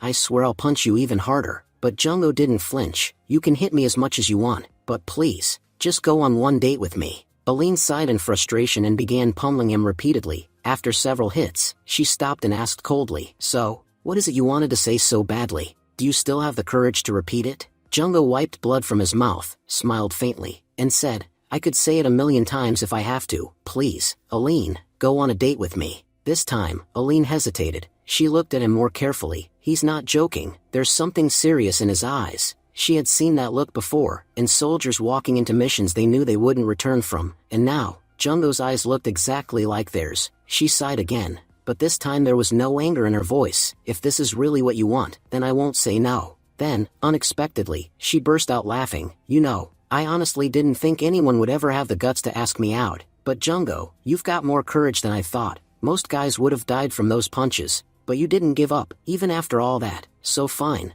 I'll go with you." Soon after, Jungo and Aline were sitting together at a quiet cafe, sipping coffee like an ordinary couple. They shared smiles, jokes, and a rare sense of peace. After that, they went to watch a horror movie together. Finally, they spent the evening walking through amusement park, laughing and enjoying the moment like it was the best day of their lives. While walking back, Jungo broke the silence. "You know, Aline, this was my first real date. I've been dreaming about this day for 20 years. Before the monsters came, I used to watch couples like this, and I always imagined I'd have my turn someday. I had everything planned out, the perfect day, the perfect moments, but I never had anyone to go with. Now, I've finally fulfilled that wish, and even if I die after this, I won't regret anything. There's probably nothing left in life that I haven't done now." Aline's voice softened. "Jungo, if it had been anyone else, I would have said no. But when I looked into your eyes today, I saw something different. I've seen a lot of soldiers walk into hopeless battles. When death is staring someone down, their eyes change. And today, your eyes, they had that same look. You asked me out like it was your last wish, and now that I've heard your story, I'm certain it was your last wish. But listen to me, Jungo, even if you've completed every wish on your list, nothing is more important than choosing life.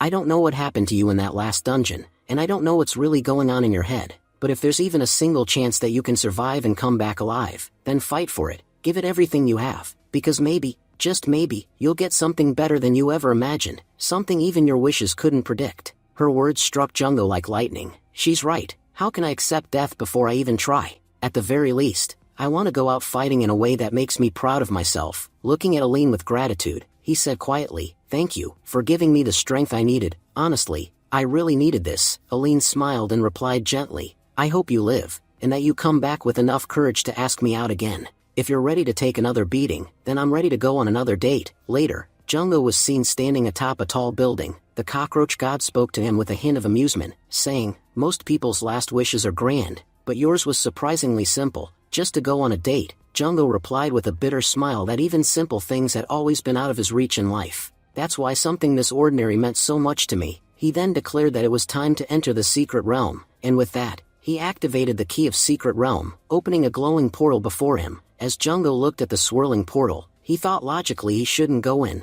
He already had devouring powers, and by consuming others, he could become stronger over time. But that version of Jungo, the one who relied on others, was dead. "I'm not the same man anymore. I'll carve my own destiny. I need power, and I'll claim it myself." And with that resolve, Jungo stepped into the portal. Inside the secret realm, known as Darkwood Forest, Jungo observed the environment. This forest, it's completely different. Actually, it's far more dangerous. Suddenly, a snake-tailed monkey emerged from the shadows. This wasn't like the ones he'd faced before. It was the monkey's giant form, transforming in response. Jungo thought, the old me would have run away, but now I know exactly what I must do. With renewed determination, he leapt forward and began slashing at the monstrous creature. The good thing is, because of its size, it's slow. Just one more strike and I can kill it. But before he could land the final blow, another ape-like creature appeared and grabbed Jungo's leg. "Wait, there's more than one?" He was slammed violently into a tree. His armor cracked from the impact. Just a single hit had done this much damage. Then, multiple monkeys rushed in and tore Jungo into two. Injured and gasping,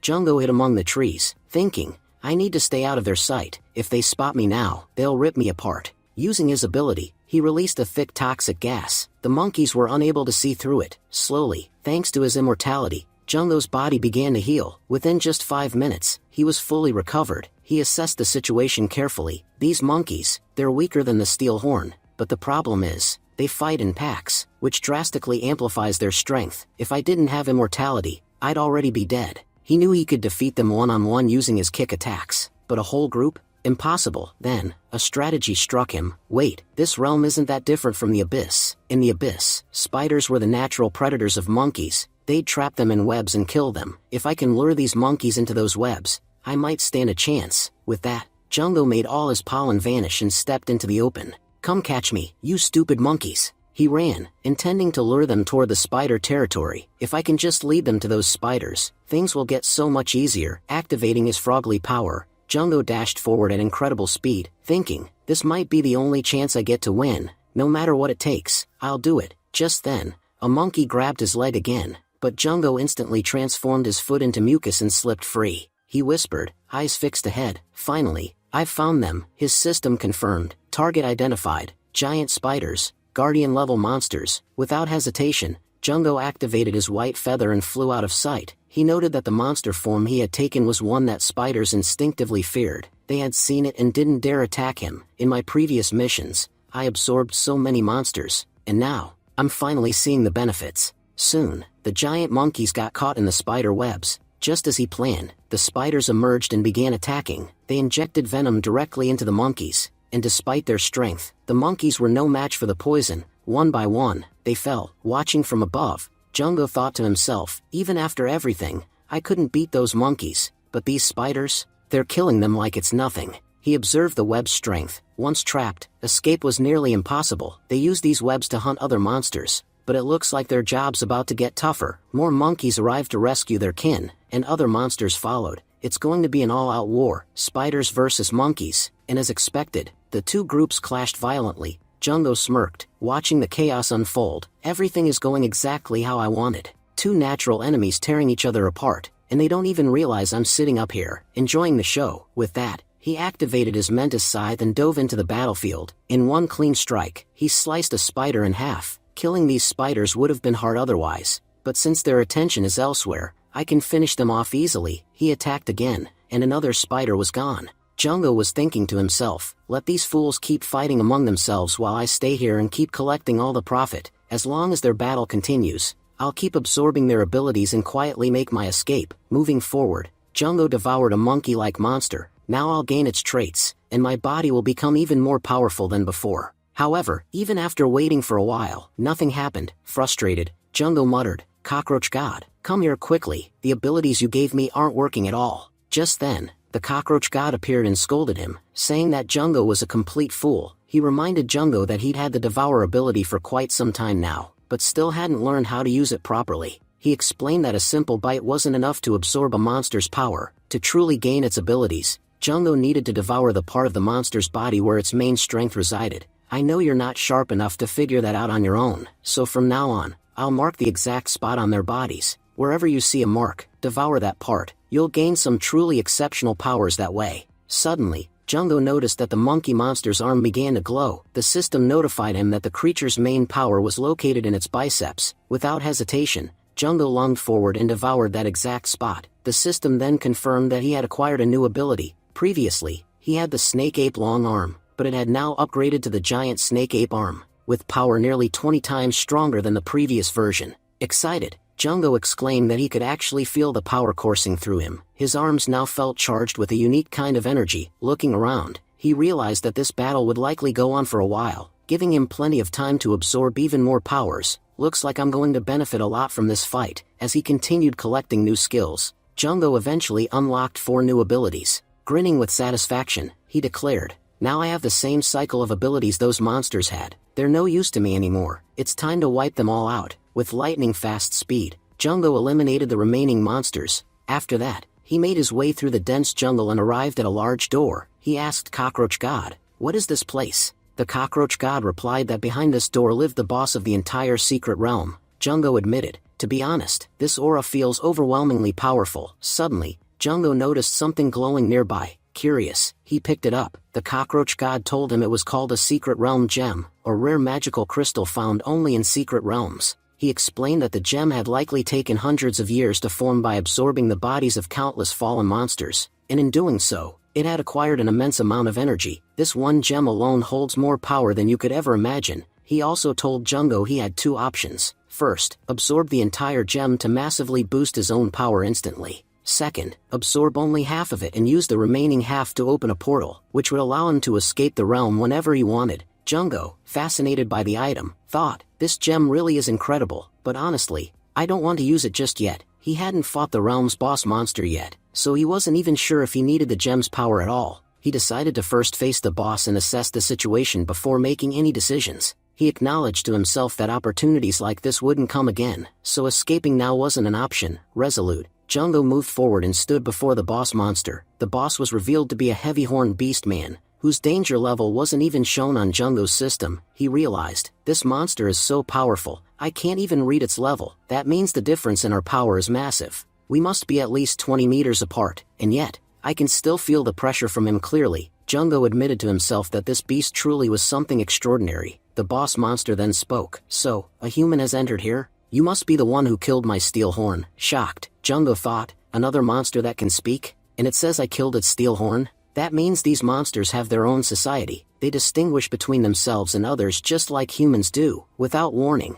the boss lunged forward and launched a devastating attack on Jungo, shaking the ground and breaking the terrain around them. The beastman sneered and asked whether Jungo had survived. To his surprise, Jungo emerged unharmed. He had activated his monkey arm ability just in time. The beastman then asked, how did you even get here? I haven't opened any portal from your world. Jungo, once again shocked, thought, wait, does that mean opening a portal is under his control? That's dangerous. If these secret realm monsters start coming to Earth, people will think some other kind of portal opened, but in reality, it'll be these extremely powerful monsters invading from the inside. The beastman growled, I've been talking to you for a while, but you're not responding. Seems like you're not interested in a conversation. Fine then, I'll just kill you. With that, he stabbed Jungo and threw him back violently. The system reported that Jungo's body had sustained a critical injury, and as a result, the immortality ability had been activated to begin recovery. The beastman, shocked by what he witnessed, exclaimed that something strange was happening. Jungo's wounds were healing at an unnatural speed. He remarked that although Jungo looked human,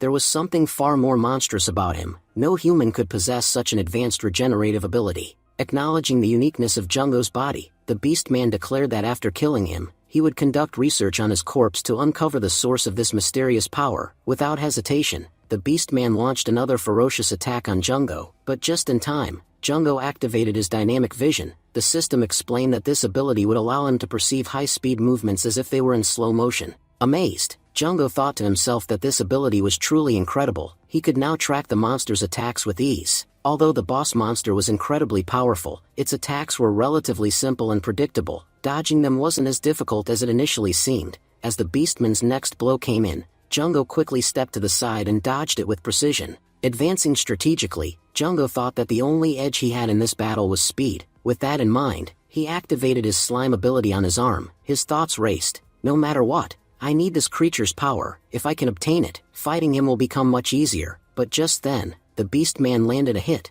knocking Jungo aside with immense force. Frustrated, Jungo wondered how he could even reach the monster. The beastman wasn't allowing him to get anywhere close. Mocking him, the beastman said he felt ashamed to use his weapon against such a lowly creature. Instead, he would fight with his bare hands, claiming that even his punches were more than enough for someone like Jungo. He then began pummeling Jungo repeatedly. Jungo was severely wounded, barely hanging on. The beastman questioned if he was still alive, admitting he was surprised Jungo's regeneration had lasted so long. Jungo, however, had a plan. He thought to himself how lucky he was to have the elastic muscle ability. By using it strategically, he had absorbed the impacts from the punches, preventing serious internal damage. Remarkably, his internal body had remained untouched. The beastman, now visibly bored, told Jungo that he was tired of beating him. He declared that with his final attack, he would end it all. Laughing, he said he had enjoyed pounding a human for once. He then lunged at Jungo with his weapon, but at the last second, Jungo activated his steel armor ability and shielded himself.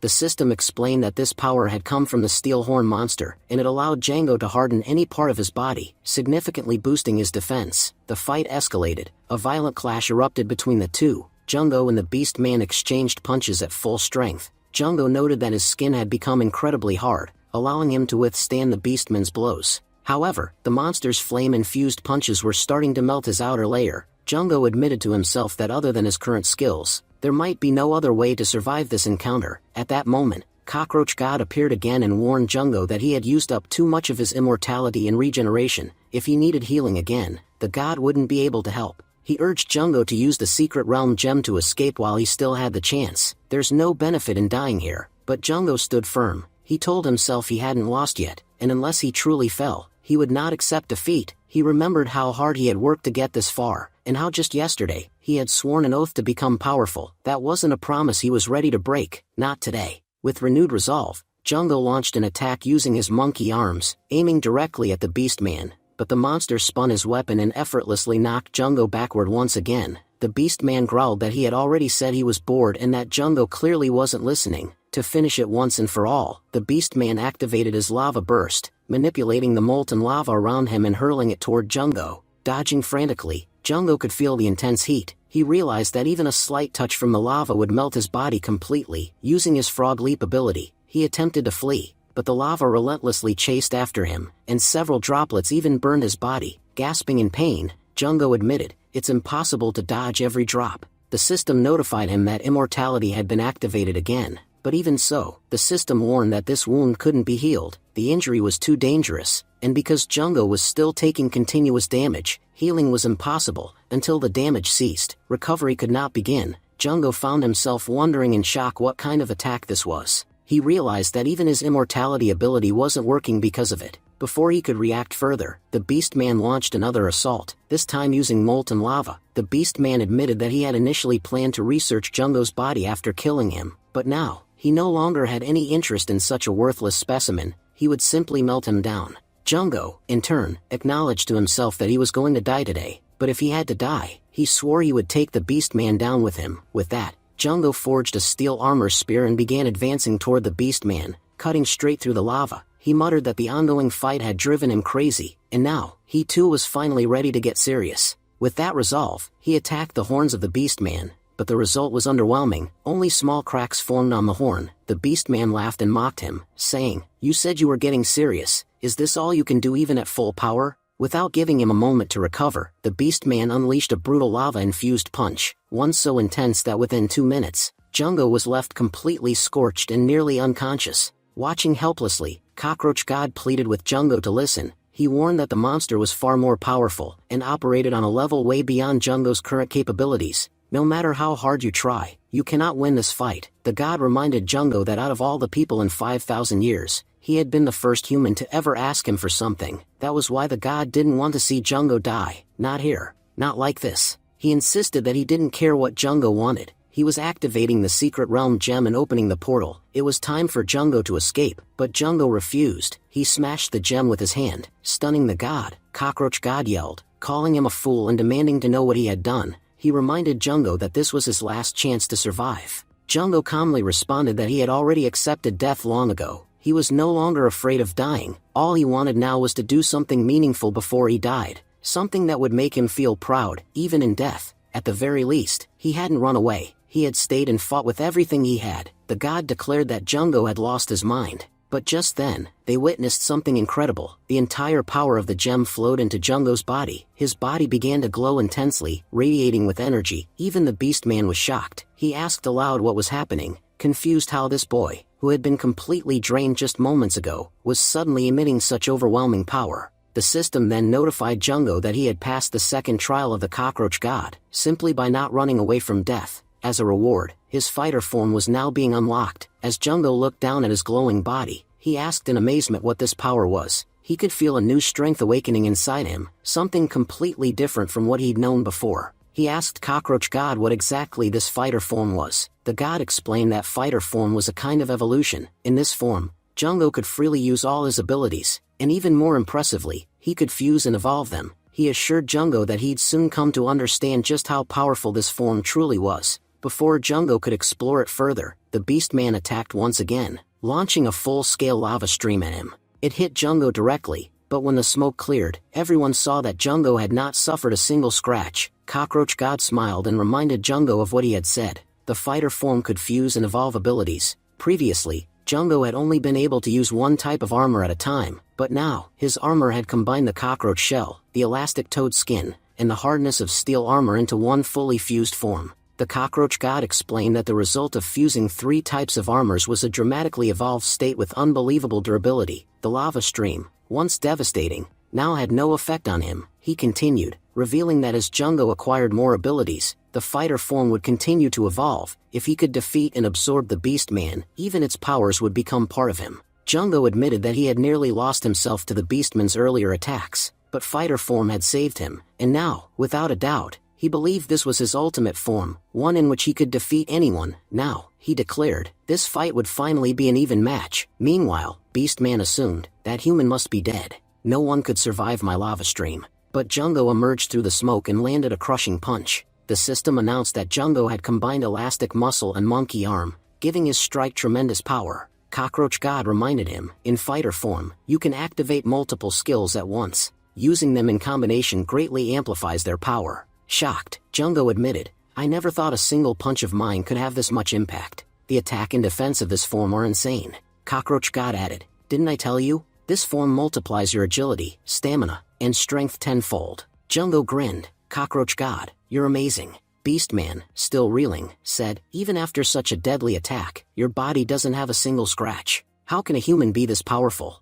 He lunged at Jungo, but Jungo activated dynamic vision, elastic muscle, and mantis scythe simultaneously, easily blocking every strike. Then he extended his leg and delivered a devastating kick. Jungo taunted, you enjoyed beating me up earlier, didn't you? Well, now it's my turn. I'll drag you into the ground. Extending his arm, he slammed Beastman down with overwhelming force. Beastman roared as he stood, I can't accept this. How can a mere human be so strong? Just seconds ago, you were fighting like a weakling. No matter what happens, I will not lose to you. He swung a massive punch, but Jungo blocked it with his own fist, sending Beastman crashing backward. Beastman gasped, what is going on here? Just 2 minutes ago, you didn't have this kind of power. How did you grow so strong so fast? He looked back at his weapon and started toward it, thinking, I came here to open a portal into their world, but that doesn't matter anymore. What matters is killing this brat. I'll use my full power to destroy him. Watching Beastman prepare, Jungo thought, what is he planning now? It looks like he's going to destroy this entire place.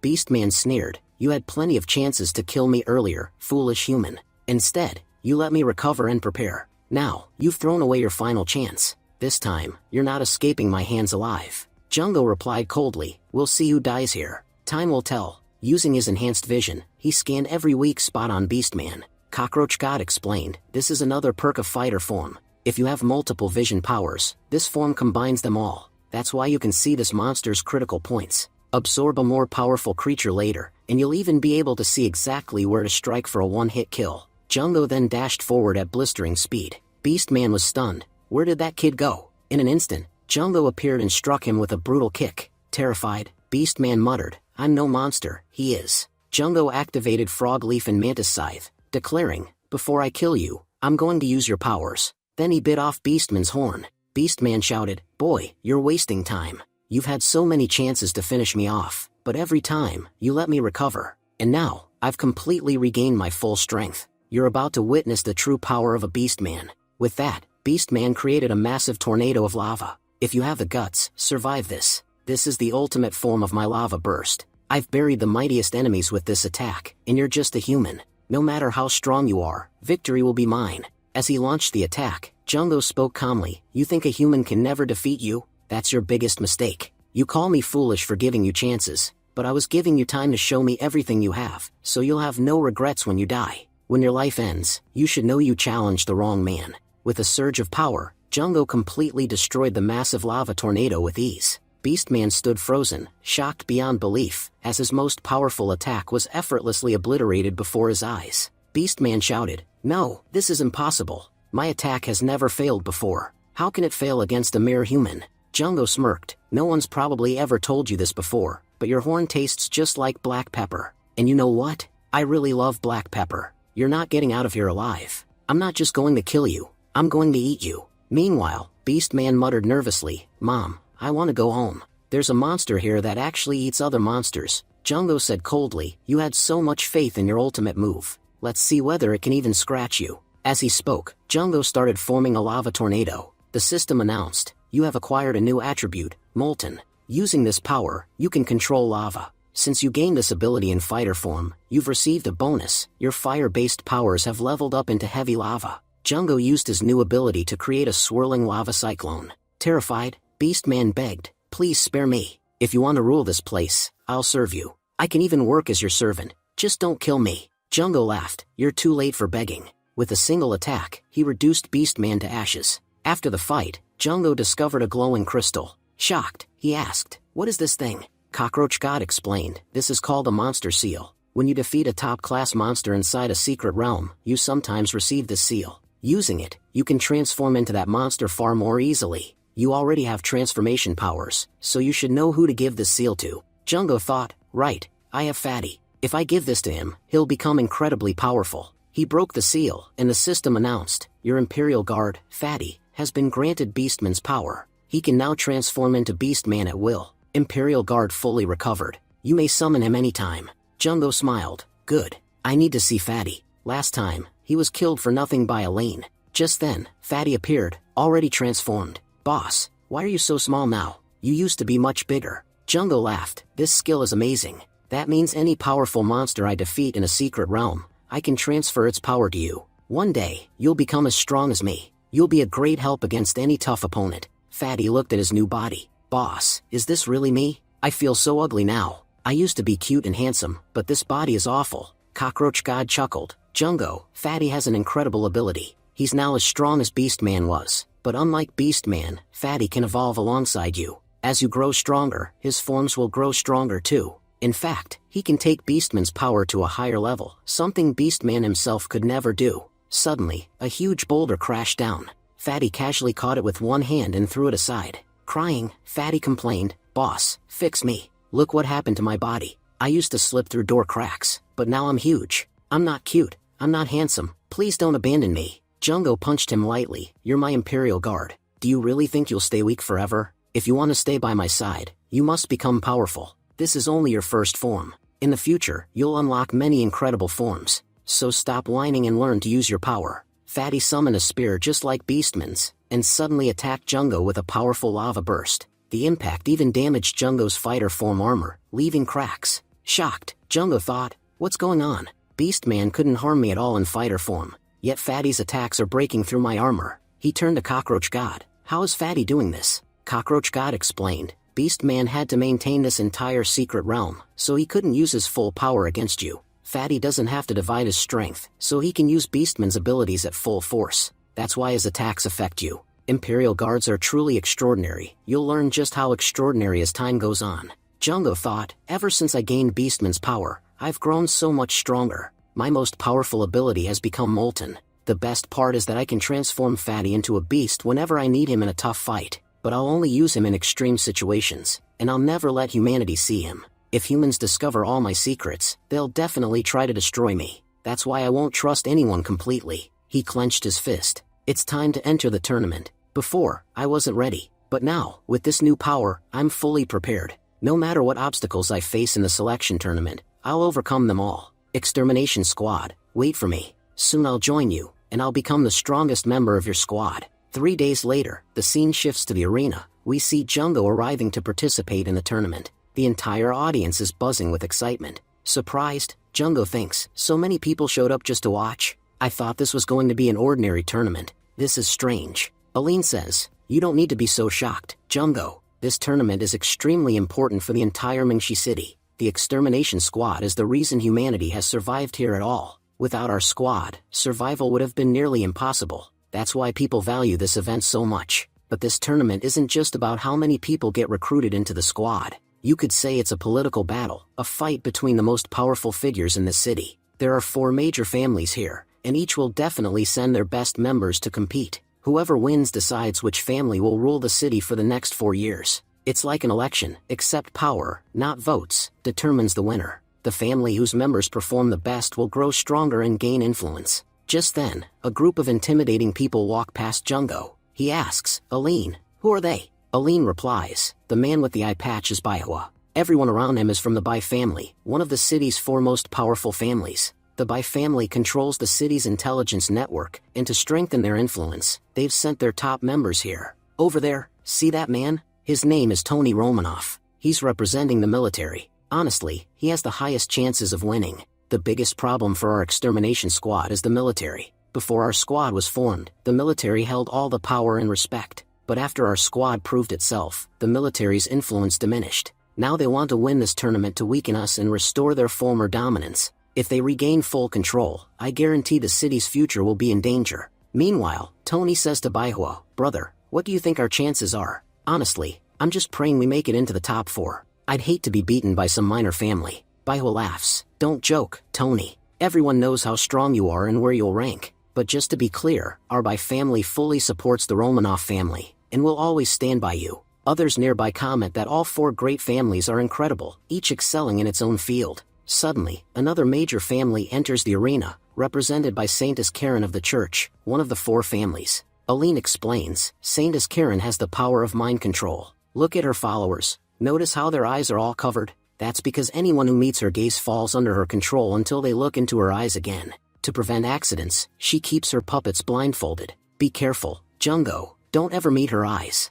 Jungo frowns. I'm getting a strange feeling from her. I really don't want to go near them. Aline continues, the church isn't our enemy. In fact, they've often helped us. They reach places we can't, protecting ordinary people. Until now, they haven't done anything wrong. We have no personal conflict with them. Baiho mutters, the church must be serious this time. They've sent their saintess. She's never left the church before. For them to send her here is unusual. Tony scoffs, don't worry. No matter how powerful the saintess is, she won't surpass us in this competition. Besides, she's not our target. Our focus is elsewhere. Aline points to another competitor. See that man over there with the glasses? He's representing the Zhong family. His name is Zhong Ji. As Zhong Ji approaches, Tony says mockingly, I really pity the Zhong family. Looks like they didn't have anyone capable at all. That's why those poor people had to send their useless young master. Listen, Zhong Ji, I have a great deal for you. Surrender now and quit this competition. If you do, maybe we can convince Parliament to save a seat for your pathetic family. But if you compete here, it won't end well for you. Zhong Ji replies firmly, our Zhong family doesn't care about a seat in Parliament. We only know one thing, we will never become dogs of the military. We have always worked for the good of everyone, and will continue to do so. Tony sneers, you talk too much for your size. Let me make this clear, refusing to surrender will be a huge mistake. Until now, this city has had 4 great families. After this competition, there will only be 3. Jungo, watching from the side, says, looks like these 2 families really don't get along. Aline nods, you're right. The Zhong family runs the Esper Technology Institute. You could say all of our equipment was made by them. They serve as the extermination squad's right hand, but because they're researchers, they're the weakest in terms of raw power. The military wants to wipe them out so their influence in Parliament will grow massively, letting them control everything. Our chief commander is counting on you to perform brilliantly in this competition, Jungo. With your help, we can protect the Zhong family. Jungo answers confidently, don't worry, I'll give it my best. Saying this, Jungo hangs up the call. Aline says to the commander, I've seen Jungo fight, he's incredibly powerful. But believing he can defeat the entire Romanov family, that's asking a lot. Do you really have that much faith in him? She thinks to herself, the chief commander has never been wrong. He's betting everything on Jungo. If Jungo loses, it's all over. If the military takes power, they'll destroy us first. The commander says, we don't know much about Jungo, but I do know this. He's the one who rescued Liu Yao from the abyss. He was the least experienced member of that team, yet his performance was outstanding. That's why I believe he'll do just as well in this competition. The tournament begins. Crowds cheer for their own teams, excitement filling the arena. Heli steps forward and announces, welcome, everyone, to the first round of this competition. I am Heli, captain of Squad 10, and I will be your examiner today. I hope you all perform your best. This competition has 3 rounds. The first round is called Extreme Climb. Behind me is a mountain with 100 steps. If you climb at least 10 steps, you pass this round. Sounds easy, right? Just 10 steps. But let me warn you, in the last competition, over 60% of participants failed. Most of them didn't even make it past the 5th step, they collapsed before that. So do not underestimate this round. The crowd gasps in shock. 60% died just climbing stairs? How is that possible? Heli continues, we'll do our best to protect you, but you must be careful. If you feel you can't go any further, inform us immediately. If you try to push forward recklessly, I guarantee you will die. Now that I've explained, let's begin the round. Hearing this, many participants panic. No one dares to take the first step. Then one brash contestant laughs. I get it. This is just a test of courage. And when it comes to courage, I have plenty. These steps are nothing. I'll be the champion of this competition for sure. He and several others rush forward eagerly. Meanwhile, the 4 great families stay calmly at the back. Tony smirks. What idiots. They don't even realize they're running straight to their deaths. The arrogant contestant scoffs. So this is the power of the so-called great families? I've heard so much about them, but they're just cowards. I'm the first to step forward, and I'll win this easily. But the moment he sets foot on the 5th step, everything changes. The scene around him warps completely. The onlookers cry out in shock. What's happening? Weren't they just climbing the stairs a second ago? Why are they frozen now? Jungo frowns. Something's not right. They were moving fast. Now they're just standing still. Heli explains calmly. These fools thought it was a physical test. But this isn't physical, it's a test of mental strength. The stairs you see are no ordinary stairs. They're made from the bones of a Ghost King-class monster, one of humanity's most dangerous enemies, the strongest monster ever defeated. Even its remains hold immense power. The steps trap climbers in powerful illusions, and these illusions are not normal ones. If you're strong enough to overcome real-world problems, you'll pass the illusion and climb higher. But if you're weak, you'll die inside the illusion and never escape. Those who rushed ahead, they're probably already dead. Their own stupidity got them killed. Then Heli starts using her powers to resurrect everyone. Jungo, shocked, wonders, what did these people see that killed them all? Aline says, this test is extremely difficult. From the outside, it just looks like you're climbing stairs. But in reality, every step is a trap. In one trap, you might have to survive until the end. In another, you might have to kill a boss monster. Unless you conquer these illusions using your own abilities, you can't move forward. Jungo, I can't contact you now, so take care of yourself. Don't do anything foolish like those people who rushed ahead. Tony tells his team, remember, we have only one mission. No matter what, we must climb all the steps. With that, Tony and his team step onto the first stair together. When Tony opens his eyes, he's in a completely different world. A 5-minute timer appears, and suddenly a fire monster attacks him. Tony smiles, saying, good, a fire monster. Honestly, it'll be fun to kill this thing.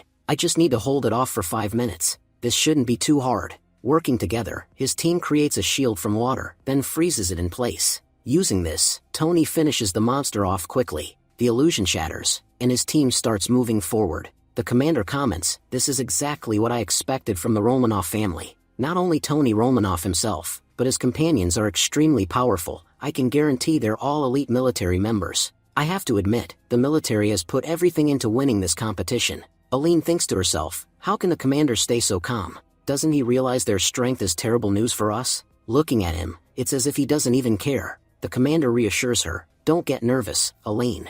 It's useless here. Trust our people. These first-level illusions are weak. They're designed to weed out those unfit to join our squad. Many worthless candidates try out, so level 10 exists just to eliminate them quickly. For those worthy of joining, clearing this stage is just a warm-up. The real trouble comes as they climb higher, because each step makes the illusion more dangerous. Eventually, they'll be forced to sacrifice their own teammates. As always, the 4 great families are leading the way. I can guarantee they'll push their limits to get ahead. For an ordinary person to match them, they'd need an extremely sharp mind, someone who notices everything before moving on. Remember, this competition isn't about time. It's about how many steps you can climb. Meanwhile, other participants notice, hey, there's still one guy standing at the bottom. What's he waiting for? Someone scoffs, he's scared, doesn't even have the guts to take a step. Jungo calmly prepares himself, then finally steps onto the first stair. The moment he does, he finds himself on a glacier. Jungo thinks, this illusion is amazing, it really feels like I'm inside a trap.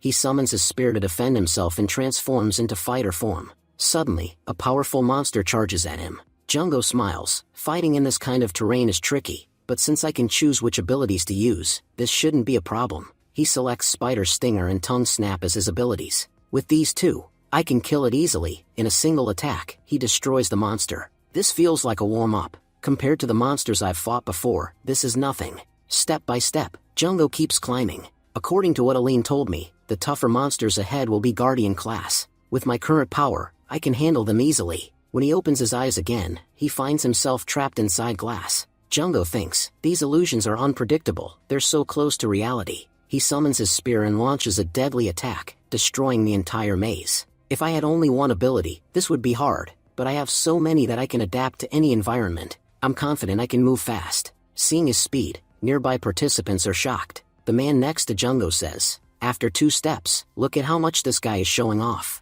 I heard we're supposed to be careful with our energy at first, because we'll be facing much more dangerous monsters later on. I guarantee this guy will get tired and give up very soon. But Jungo ignores them and starts sprinting upward. The participant stares in disbelief. He cleared level 10 in almost no time. They glare at the person who insulted Jungo. You fool. You called him a show-off to his face. Then those guys start beating him. If we'd known how amazing he is, we would have asked him for help. Because of you, we're falling behind. The man cries, I'm sorry. I didn't know he was this good. Meanwhile, watching Jungo, the commander thinks, this kid is fast. Honestly, even I didn't expect this much speed. Aline says, looks like Jungo will definitely pass. Commander Carey replies, you're underestimating this boy. My expectations for him are far higher than yours. Aline wonders, wait, does the commander actually think Jungo might top the rankings? The way he's climbing, maybe it's not impossible. Just a few days ago, he was weaker than me, no real combat experience at all. And yet he's improved so much in such a short time that even Chief Commander Carey is betting on him. In our entire history, only Carey himself ever climbed up to step 99. Is Jungo really about to surpass even him? Will he be the first to complete the stairs? We then see the other great family members climbing rapidly. Helly announces, the Bai family has declared they won't climb further. They've reached 38 steps in total. Saint Karen has also stopped at 35 steps. Currently, Tony Romanoff holds the highest score. He's already climbed over 40 steps and is still going strong. Looking back, Tony mutters, Zhongji, you idiot. You should never have joined this competition. Meanwhile, Zhongji is in serious trouble. His teammates have all been sacrificed. He fumes, those Bai family bastards. The moment we landed on the same step, they attacked us inside the illusion. That's why we're in such bad shape. If they hadn't interfered, everything would have been fine. What do I do now? I'm stuck at step 31. My family's record is 40. If I don't reach it, there'll be hell to pay. For the Zhong family, this could be the end. Tony looks back and says coldly, Zhongji, I'll make you an offer. Bark like a dog right here and leave this place immediately. Do that, and my Romanoff family will grant your family a seat. If you refuse, your family will be destroyed before your eyes. So, what's it going to be? Sacrifice yourself to protect them, or doom them by staying. Crying, Zhongji thinks, what should I do? I'm trapped. Suddenly, he hears footsteps. It's none other than Jungo, climbing alone, already at step 30. Shocked, Tony wonders, who is this guy? How did he get so high all by himself? Jungo passes Zhongji with ease. Zhongji thinks, this guy is incredibly strong. If we'd known someone this powerful lived in Mingxi City, we'd have recruited him no matter what. Aline urges, Jungo, you should help Zhongji. But Jungo ignores her and keeps climbing. Frustrated, she shouts, Jungo, can't you hear me? I said help him. Higher up, Tony's teammates grow exhausted. Tony snaps, our family spent a fortune training you. You're not allowed to quit now. Follow me. We're breaking our family record of 50 steps no matter what. But one by one, his teammates collapse and die from exhaustion. Tony grits his teeth. If that kid hadn't shown up, I'd never have pushed myself this hard. Let's see how far he's gone. He glances back and sees Jungo right behind him. Stunned, Tony says, he made it this far alone? Jungo overtakes him easily, saying politely, you've done well. Don't worry, I can guarantee that you will definitely come in second place. Tony fumes, is he mocking me? Lucky for him he's still climbing, otherwise I wouldn't let this slide. As Jungo pauses, he taunts, what's wrong? Why'd you stop? You know, a real man never quits. Judging by your face, you're about to give up. So what should I think of that? Tony snarls, he's saying I gave up? Just wait here, I'll pass you. Helly announces, Jungo is currently in first place, already at step 60. Moments later, she updates, he's at step 82. Finally, Jungo has reached step 99, matching Chief Commander Carey's record. One more step and he'll be the first in history to complete the first round. The crowd erupts, unbelievable, he's actually done it. At first he looked scared, like he wouldn't even start climbing. Now he's about to break the commander's record. Who is this guy? I've never heard of him. Others cry, we bet everything on Tony Romanoff, and now we've lost it all because of this Jungo. In the casino, even the owner is stunned. I know this kid. He came in earlier and bet his own organs that he'd win this round. I took his wager thinking he was a joke. But now, I'm in big trouble. Finally, Jungo climbs the last step. He says calmly, now that I've reached this point, I just have one question. Was this really all there was to the first round? Because honestly, this was way too easy for me. At that moment, Aline shouts, stop showing off. I told you earlier to go help Zhongji, but you ignored him and just kept climbing. You haven't even cleared a single round yet, and you're already flexing. Jungo replies calmly, relax. I'll definitely help Zhongji. Then, to everyone's shock, he starts climbing down at high speed. Spectators gasp, what is he doing? He's going down using the exact same steps he climbed up. That means he has to pass through every single illusion again. Does this guy really not care at all about the risks? Passing Tony on the way down, Jungo taunts, what's wrong? Out of breath already? You haven't even hit 50 steps and you're exhausted. You won't get far like that. Try working harder. Tony seethes inside, this bastard. He came all the way down just to insult me. Soon, Jungo reaches Zhongji. Zhongji, stunned, thinks, what on earth is going on here? Jungo simply picks him up and starts running down. Tony shouts in disbelief, what is this guy trying to do? Is he planning to carry someone and still clear every step alone? Is he seriously going to take on the difficulty meant for two people all by himself? Can a newbie really be this powerful, turning the first round into a joke? Jungo tears through every illusion with ease. For every type of environment, he uses a new ability to adapt instantly. Zhongji watches, thinking, at first I thought I would help him, but the monsters he's fighting? I'm completely useless. The best way I can support him is by doing nothing. Just sit still like I'm dead weight and let him handle everything. Before long, Jungo carries Zhongji to step 50. Zhongji is stunned. 50 steps? That's way beyond my family's record. Jungo reassures him, as long as you stick with me, no one will dare touch you here. Zhongji says gratefully, brother, thank you so much. I don't know why you're helping me, but I promise, once we're back, I'll repay your kindness. From today, you're a benefactor of the Zhong family, and we'll never forget this. Tony yells angrily, do you even know what you've done? My Romanov family worked so hard to prepare for this day, and you've ruined everything. Let me make one thing clear, no one in Mingxi City has the guts to stand against us. Boy, you're not walking away from this alive. Hearing this, Jungo remembers Justin, a soldier from the military, and also recalls the commander who blamed Jungo for everything without asking questions. Jungo thinks, he's telling me not to mess with him? His military people messed with me a long time ago. These guys think they're untouchable, demanding that everyone kneel wherever they go. They don't even realize how many enemies they've made, and I'm one of them. Looking at Zhongji, Jungo says, that bastard's words must have really pissed you off. Want me to help you let out some anger?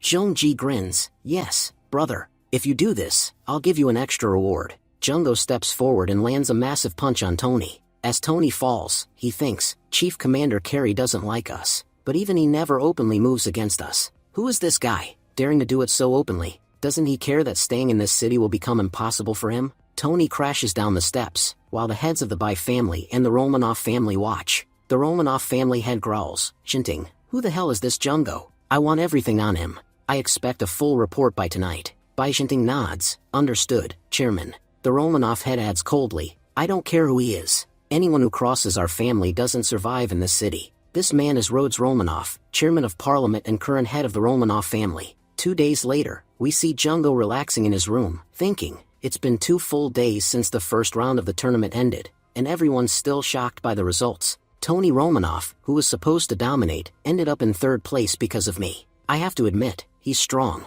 Even after I hit him hard, he still crawled up to the 49th step before collapsing unconscious. Before the round began, I placed a huge bet at the casino, everything I'd earned from Abyss, plus I even wagered my own organs. And because of that, I practically emptied the whole casino. Thousands of people bet on the Romanov family, but I was the only one who bet on myself. My profits were insane. In the end, the casino boss was just happy I didn't kill him or rip out his organs. Right now, I'm holding 50 gold coins, but the boss went completely bankrupt paying me off. A lot has changed in Apocalypse, even the currency. 1 gold coin is worth about 100,000 yuan.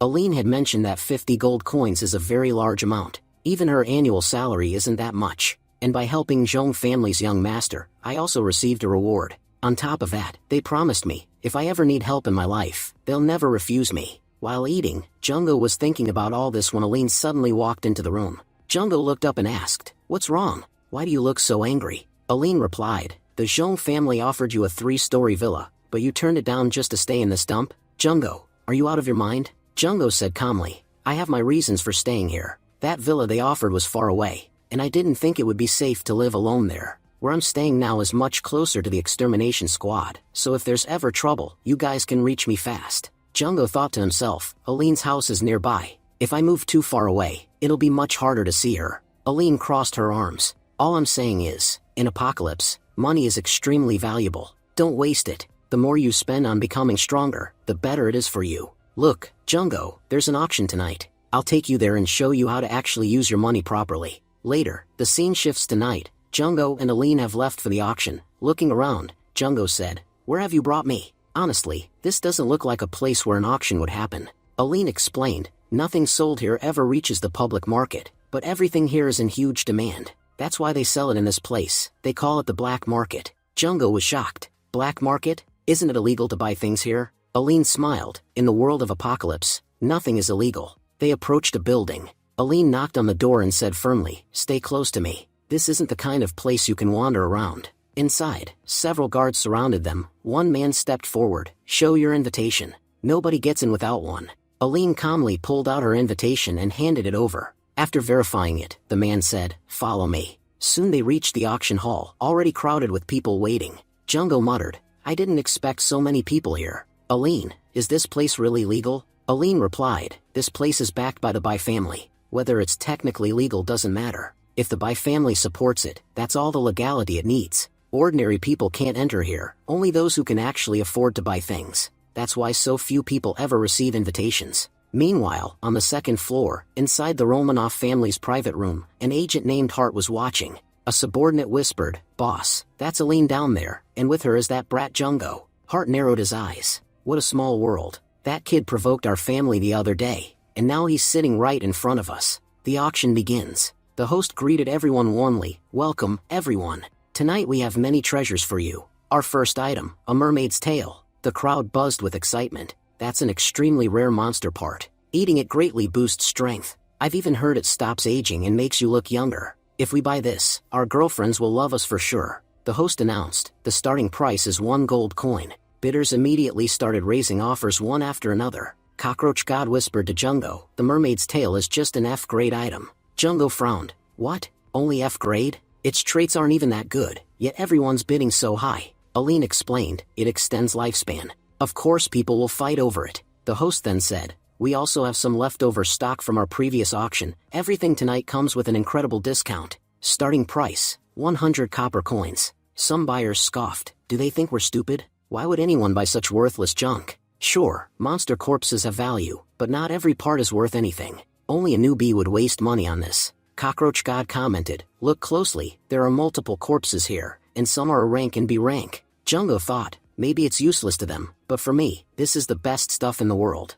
Suddenly Jungo stood up and shouted, I'll buy it all. The host's eyes lit up with delight. Finally, someone willing to take this off our hands. We thought we'd have to throw it all away. Aline groaned, Jungo, you're such an idiot. You just bought the worst junk in the whole auction. The host continued, now, for our most amazing item of the night, a treasure recovered from a C rank abyss. Aline's eyes sharpened. Jungo, I'm done talking to you. The item I came here for is finally on stage, an ice magic crystal from a spider monster. Its purity is about 50%, and best of all, no one has ever used it before. For an ice-type awakener, this is incredible. It could massively boost their power. Starting price, 1 gold coin. Aline was thinking, last time I couldn't do anything with my soul blade. If I can get this ice crystal even once, my ice powers will increase a lot, and I'll be able to fight powerful monsters. Last time I was humiliated in front of that monster, and I'm not going to face that kind of shame again. With that thought, Aline placed a bid for the crystal. The host, looking pleased, said, we have our first bid. Does anyone else want to bid on this incredible crystal? Immediately, member of the Romanov family raised the stakes. The host announced, seat number 1 has bid 10 gold coins. Does anyone wish to increase the bid? Hart muttered, this ice magic crystal is exactly why I came here. Young Master Tony told me I have to secure it no matter what. And now, I won't let anyone else take it. Aline thought, so the Romanov family is bidding for this too. Looks like things are about to get very complicated. But if I'm being honest, I'm not backing down. She immediately raised the bid to 11 gold coins. Irritated, Hart said, so she won't give up, and countered with 15 gold coins. Back and forth it went, until their bids reached 25 gold coins. Everyone in the hall was stunned. What's going on here? Who's sitting in seat number 17, daring to challenge the Romanov family? Whoever it is, they must be from the extermination squad. Only they'd have the guts to do this. Jungo thought, the Romanov family won't back down. I hope Aline doesn't end up losing. Hart smirked. What even is Aline? Just a vice captain. Her yearly salary isn't even 50 gold coins.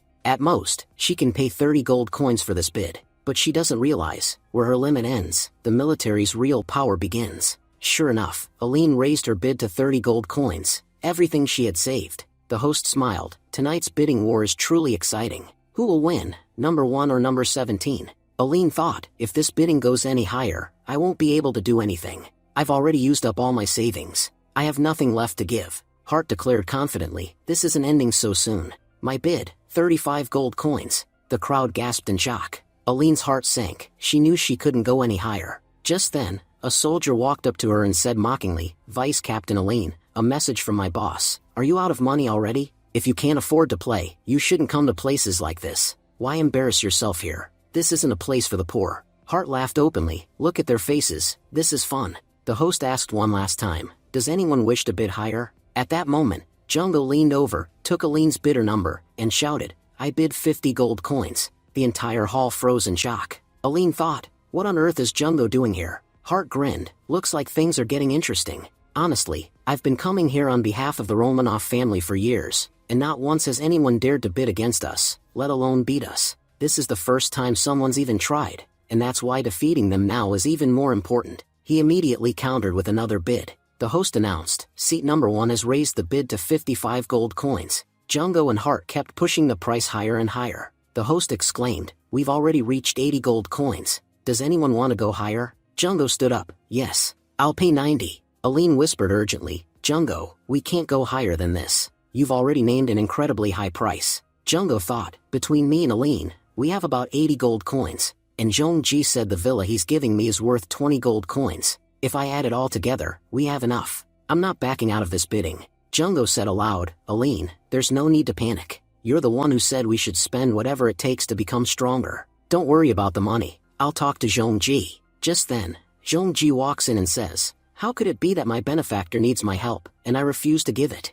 That's impossible. You don't have to worry about money at all. Whatever amount you fall short of, I'll cover it. Whether it's 50 gold coins or 100, it doesn't matter to me. I can pay the entire amount myself." Seeing Zhongji there, Aline was stunned. Meanwhile, Hart's men whispered to him, "Boss, we shouldn't keep raising the bid. We've already gone far beyond the family's budget. Going higher isn't wise. And look, Zhongji is sitting right beside them. The Zhong family may have less political power than us, but when it comes to money, they're never behind. There's no point in competing with them." At that moment, Jungo points a finger at Hart and taunts him, "What's wrong? Running out of money? Losers like you shouldn't even show up here. So, how does it feel to humiliate yourself?" Hearing this, Hart gets furious, but he can't raise his bid any higher. When the auction ends, everyone steps outside. Aline says gratefully, "Jungo, thank you so much. You really helped me today. Don't worry, I'll repay the money I borrowed." Jungo replies, "Forget about the money. We're all friends. We'd do anything to help each other." While they're still talking, the ground suddenly begins to shake. Shocked, Zhongji says,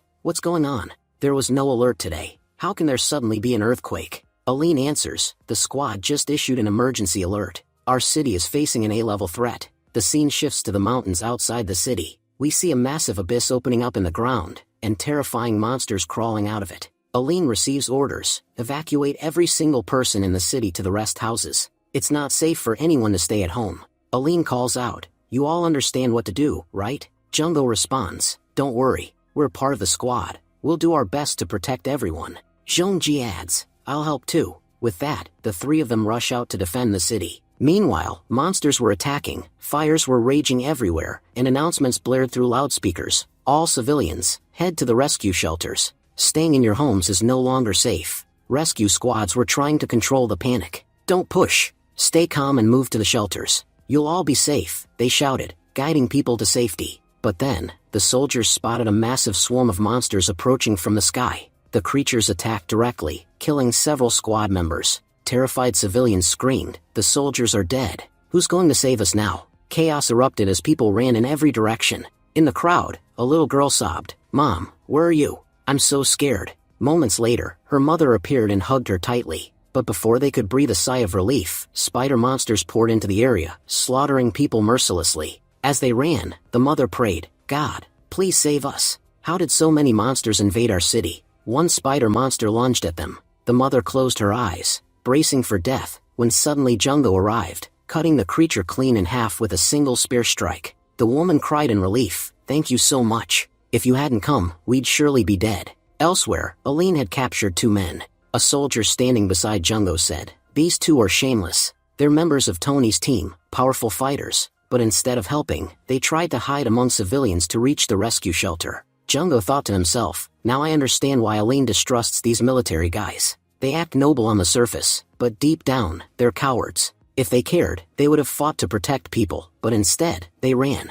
Aline ordered them firmly, "As vice captain of Squad 1, I'm recruiting you to defend the city. Move out now and save as many civilians as you can." One man sneered, "Look, Aline, we're not heroes. We do everything for money. We're not dying for free, and we're not even part of your squad. When we work for the military, we get paid. If you're not paying us, you can't order us around." The second man added, "If we get injured now, we won't be able to help our young master in the next round. Protecting the city is your squad's job, not ours. When we officially join, then we'll work. Until then, forget it." The first man said mockingly, "Not everyone's like Jungo here. If he wants to play the hero, that's his choice, but I'm out." Before he could walk away, Aline used her web power to slam him to the ground. Shocked, he shouted, "Vice Captain, what are you doing?" Irritated, Aline pressed her foot down on his chest. "Seems like you don't understand. I wasn't asking for your permission. I gave you an order. If you disobey me, I can't say what the monsters will do, but I guarantee I'll kill you myself." The man yelled angrily, "I'm an Olympic athlete, not a member of your squad. Why should I work for you? You're abusing your power." Jungo cut him off sharply. "The city is being destroyed. Ordinary people are dying in front of us, and you don't even care. You've proven you're nothing but a dog of the four great families, a dog with no will of its own, doing whatever its master says." Suddenly, Aline received urgent orders. "Gate 1,000,000 is under heavy attack. Everyone who can hear this, get to the gate immediately." When they arrived, they saw massive explosions near the gate as giant mantis monsters tried to tear it down. Aline told Jungo, "We can't wait for backup. If the gate falls, there's no chance of survival. We have to stop them now." They jumped onto the gate. Jungo said grimly, "Looks like we're too late. If we'd come sooner, more lives could have been saved." Aline replied, "There are only two of us, and I see waves of monsters coming our way. No matter how hard we fight, we can't stop them alone. But if that cannon starts working, we might stand a chance. I'll fix it. You just hold them off for 2 minutes." Shocked but determined, Jungo said, "I just need to hold them off for 2 minutes, but how can I possibly stop so many monsters alone?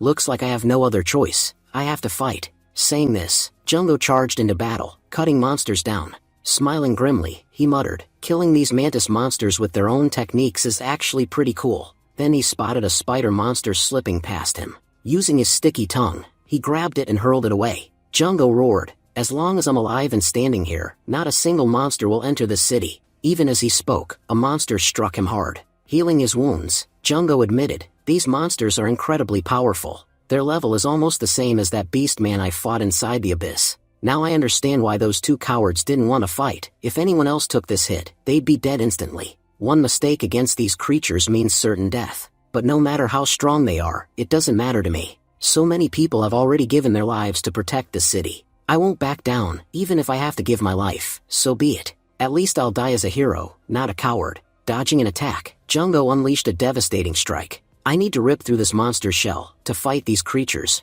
I need their own skills." As Jungo devoured the monster, his arm transformed. He gained a dragon claw. Now this fight's going to get fun, for more monsters charged at him, but with a single sweeping strike, Jungo destroyed them all. Thinking the battle was over, Jungo lowered his guard. But another monster ambushed him, filling the area with smoke. While he fought fiercely, elsewhere a giant spider monster spawned dozens more spiders and sent them swarming toward the wall. Jungo muttered, "I just killed that thing, and now there's another army of spiders. At this rate, they'll never stop coming." He remembered Elaine's words, backup would arrive in 2 minutes. But where are they? Why can't I see them yet? Well, whether they come or not, it doesn't matter. I'm guarding this wall. If I fall back, everyone dies. No matter what happens, I'm not leaving. I won't let anyone die here. The moment I stepped onto the city wall, I became part of it. If these monsters break through, that means I'm already dead. Summoning his spear, Jungo braced himself. More flying monsters approached. Whoever's coming, come fast.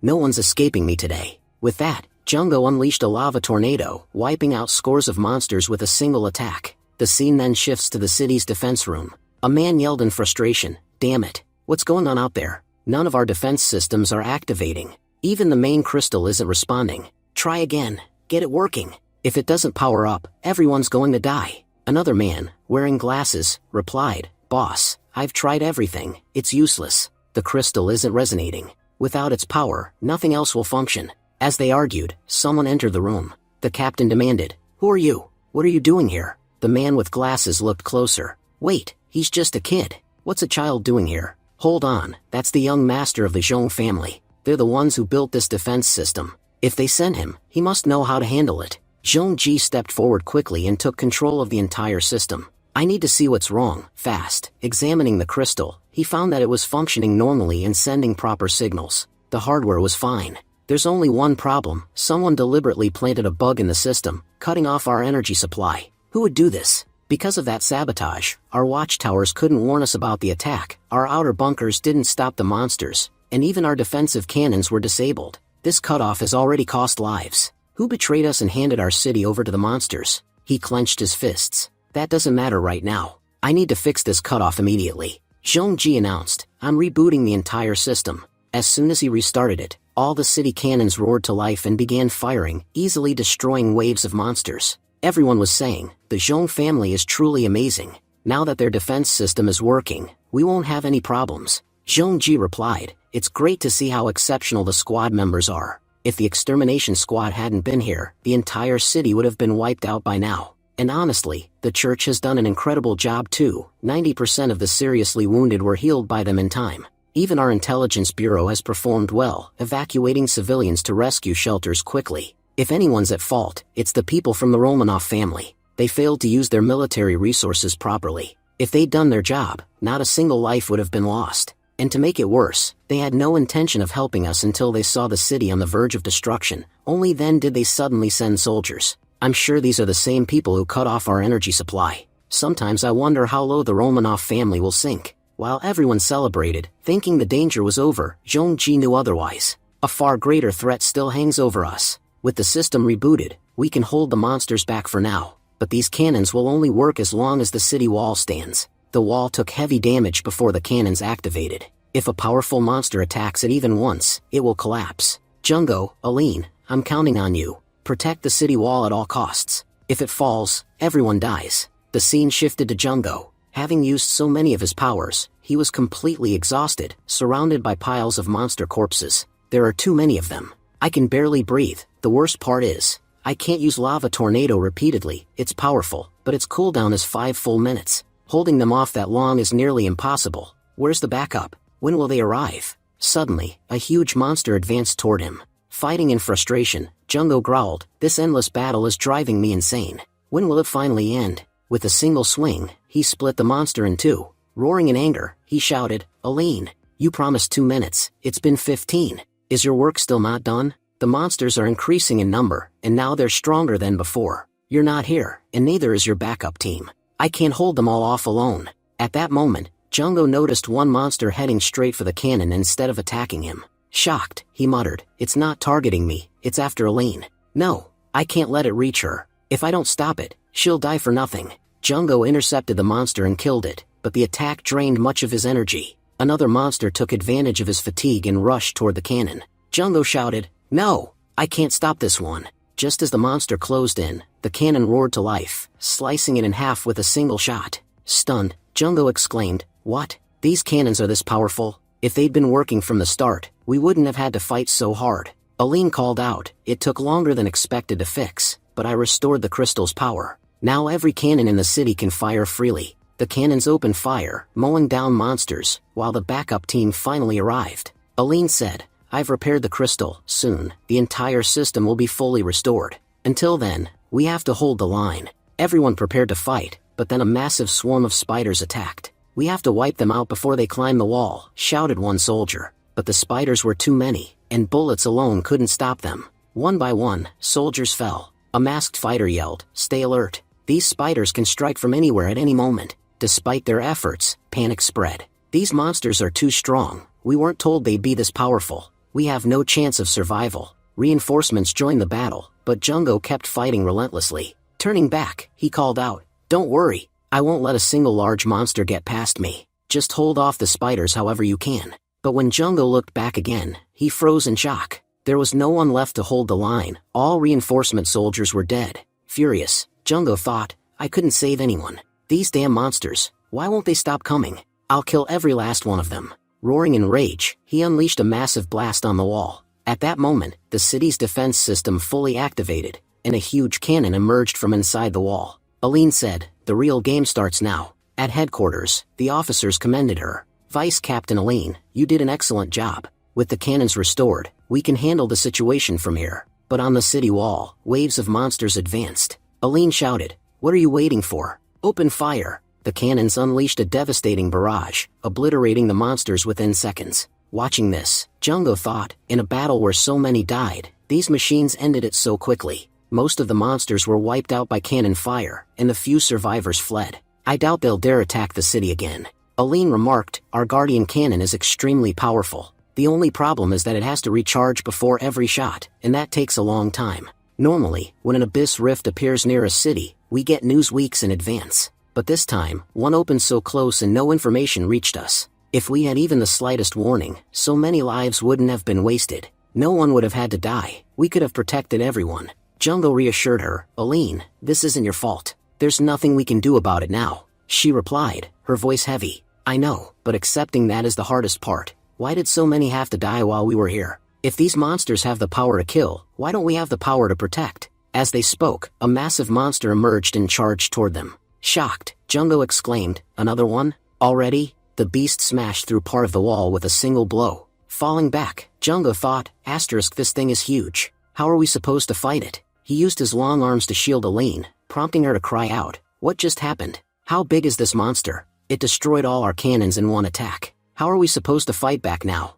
Jungo was equally stunned. Those cannons were our strongest weapons, and it tore through them like nothing. What is this thing? How can it be so powerful? The monster climbed onto the wall and began tearing it apart. Aline and Jungo shouted together, no matter what happens, we won't let this wall fall. They attacked the beast, but their blows had no effect. Jungo thought in disbelief, even our strongest attack didn't leave a scratch. Fine. If its body is too tough, I'll target its eyes. They must be its weak point. But then he realized the creature's eyes were as hard as crystal, and his spear couldn't pierce them. What's going on? Even my best technique isn't working. The monster bit into the wall, creating a massive hole. Aline shouted, we need to act fast. If this thing keeps attacking, the wall will collapse within seconds. And when it does, no one inside the city will be strong enough to stop it. As the monster prepared to strike again, a figure appeared and landed a crushing blow on it. Jungo stared in shock. Who's that? Aline's eyes widened. That's Captain Ling Xiao, the captain of Squad 1. Jungo blinked.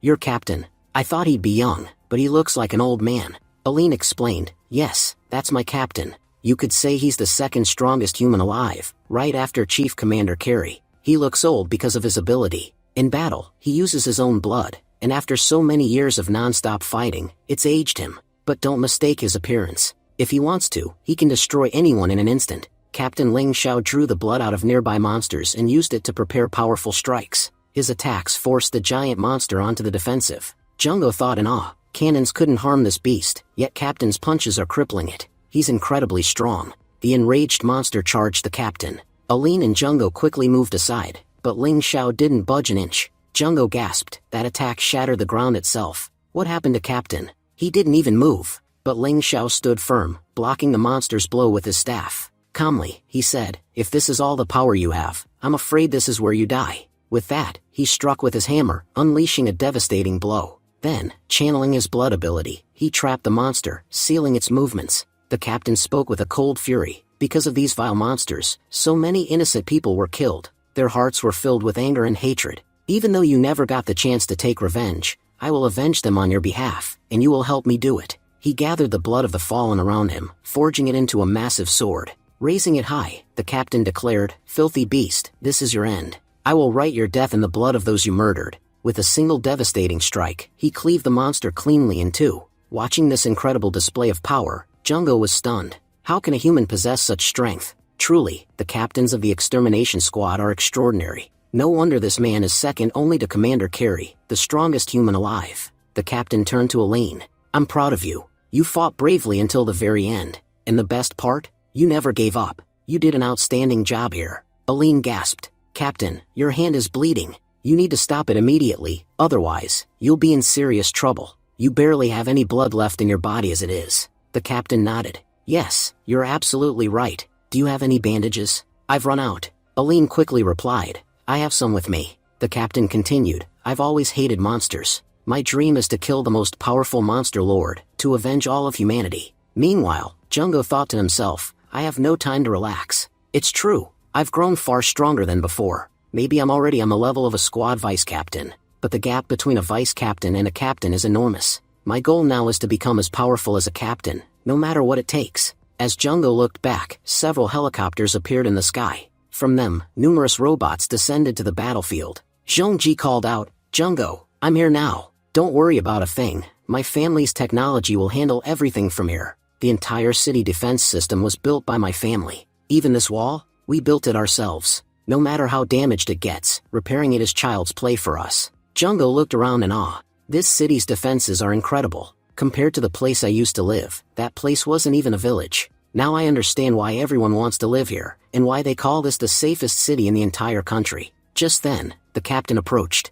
Jungo, our commander wants you and Aline to report to the Supreme Council. Zhongji, you've helped a great deal as well, you'll come with them. Jungo hesitated. Captain, the wall still needs time to be repaired. What if monsters attack again while we're gone? The captain reassured him. Don't worry, I'll stay here. If a monster strong enough to defeat me appears, then your presence here wouldn't make any difference anyway. You've already done enough. Go without concern, I'll take care of everything from here. Scene shifted to the Parliament of Mingxi City. Aline gave a full report to the council members. In the end, our squad captain arrived and single-handedly killed a massive monster. After that, Zhong Ji and his team repaired the wall. That's everything that happened during today's attack. The head of the Zhong family spoke firmly. It's clear our city was endangered because someone tampered with our defense systems. That's why we received no warning and couldn't stop the monsters in time. Once the system was fixed, everything worked perfectly. If it had been operational from the start, no monster would have even reached the city. I personally believe this matter is extremely serious and must be investigated.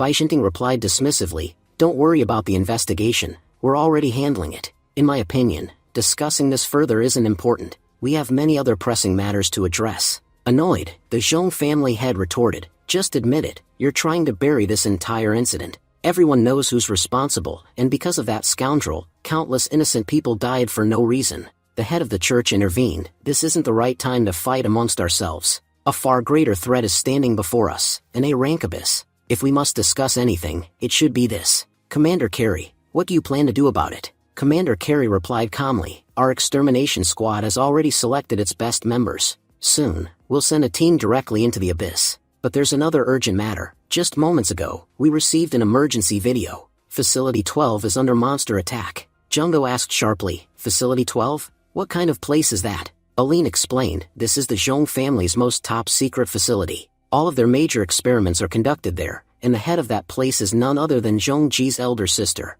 The research is so classified that even I don't know what exactly they're working on. Zhong Ji, growing anxious, thought, has facility number 12 been attacked? My sister is there, I have no idea if she's safe. Jungo asked, if this place is so important, why isn't it inside the city? Keeping it outside only puts it in danger. Aline replied, originally, the facility was meant to be built inside the city, but the council rejected the plan.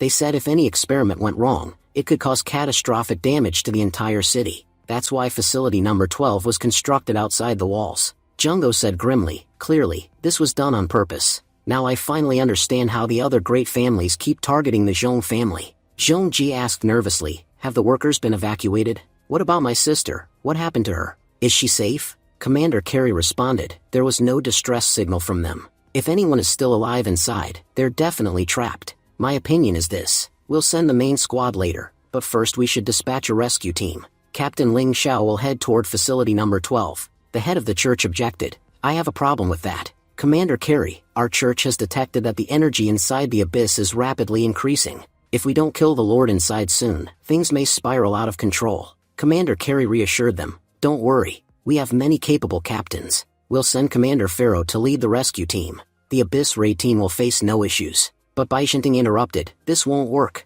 Commander Carey, you know this is an A-class abyss. We need at least 10 extremely powerful fighters to raid it. We can't afford to leave even one captain behind. I agree the people inside the facility are important, but the lives of everyone in the city are more important. I'm sorry, but I can't approve sending any captain there. The head of the Zhong family slammed his fist on the table. So what are you saying? Those scientists have worked day and night for the good of everyone, and now, in their moment of crisis, we're just going to abandon them to die. All of you were the ones who forced facility number 12 outside the city, and now that they're in danger, you refuse to help. What exactly do you intend to do? Rose Romanoff spoke coldly, I understand your concern, but our priority is the safety of the city. The Lord inside that abyss is growing far too powerful. Before it emerges, we must eliminate it. We cannot risk the entire city for the sake of one facility. This meeting is over. Commander Carey, proceed with your mission.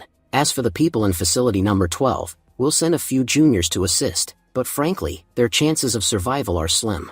Rose Romanoff thought to himself, you're all fools. Zhong family, I warned you to merge with our Romanoff family. If you had agreed, you'd be sharing in our power like the Bai family. But you refused, and now you'll be destroyed. Commander Carey clenched his fists silently. Rose Romanoff, you snake. You're not trying to protect the city, you just want to destroy the Zhong family. Facility number 12 houses their brightest minds, the very people who built our city's defense system. If anything happens to them, the Zhong family will fall, and that's exactly what you want. Jungo finally spoke up. After listening to all of you, I understand one thing. None of you are going to help. Everyone in the chamber was shocked. Jungo continued firmly, if you won't help, fine. I'll go to facility number 12 myself and save them. Soon after, Jungo boarded a helicopter with his small team. Aline warned him, Jungo, have you really thought this through? To suppress the abyss, every fighter in our squad is being sent inside. We won't have anyone left to help you. I can't go with you. If you're going to save that facility, you'll have to do it alone. You'll get no support from us. As they flew, Jungo remembered the words from Parliament. Rose Romanoff sneered, I reject your proposal. The Defense Council is deploying every squad member to the abyss. No one is free for a rescue mission. You're not going either. Jungo replied calmly, forgive me, but I may have helped defend this city, but I'm not part of your squad. I'm going to save that research facility on my own terms. I don't think anyone here can stop me from doing what I believe is right. Jungo reflected, Commander Carey had to fight every single person in that room to get me cleared for this mission. Everyone was against him, but he stood his ground, and I'll stand mine. The squad has done all it can. From here on, everything depends on me, but I'm not alone. I do have allies. Zhongji joined him, desperate to save his sister. Two others, people who once doubted Jungo's ability, stepped forward to help after witnessing his true power.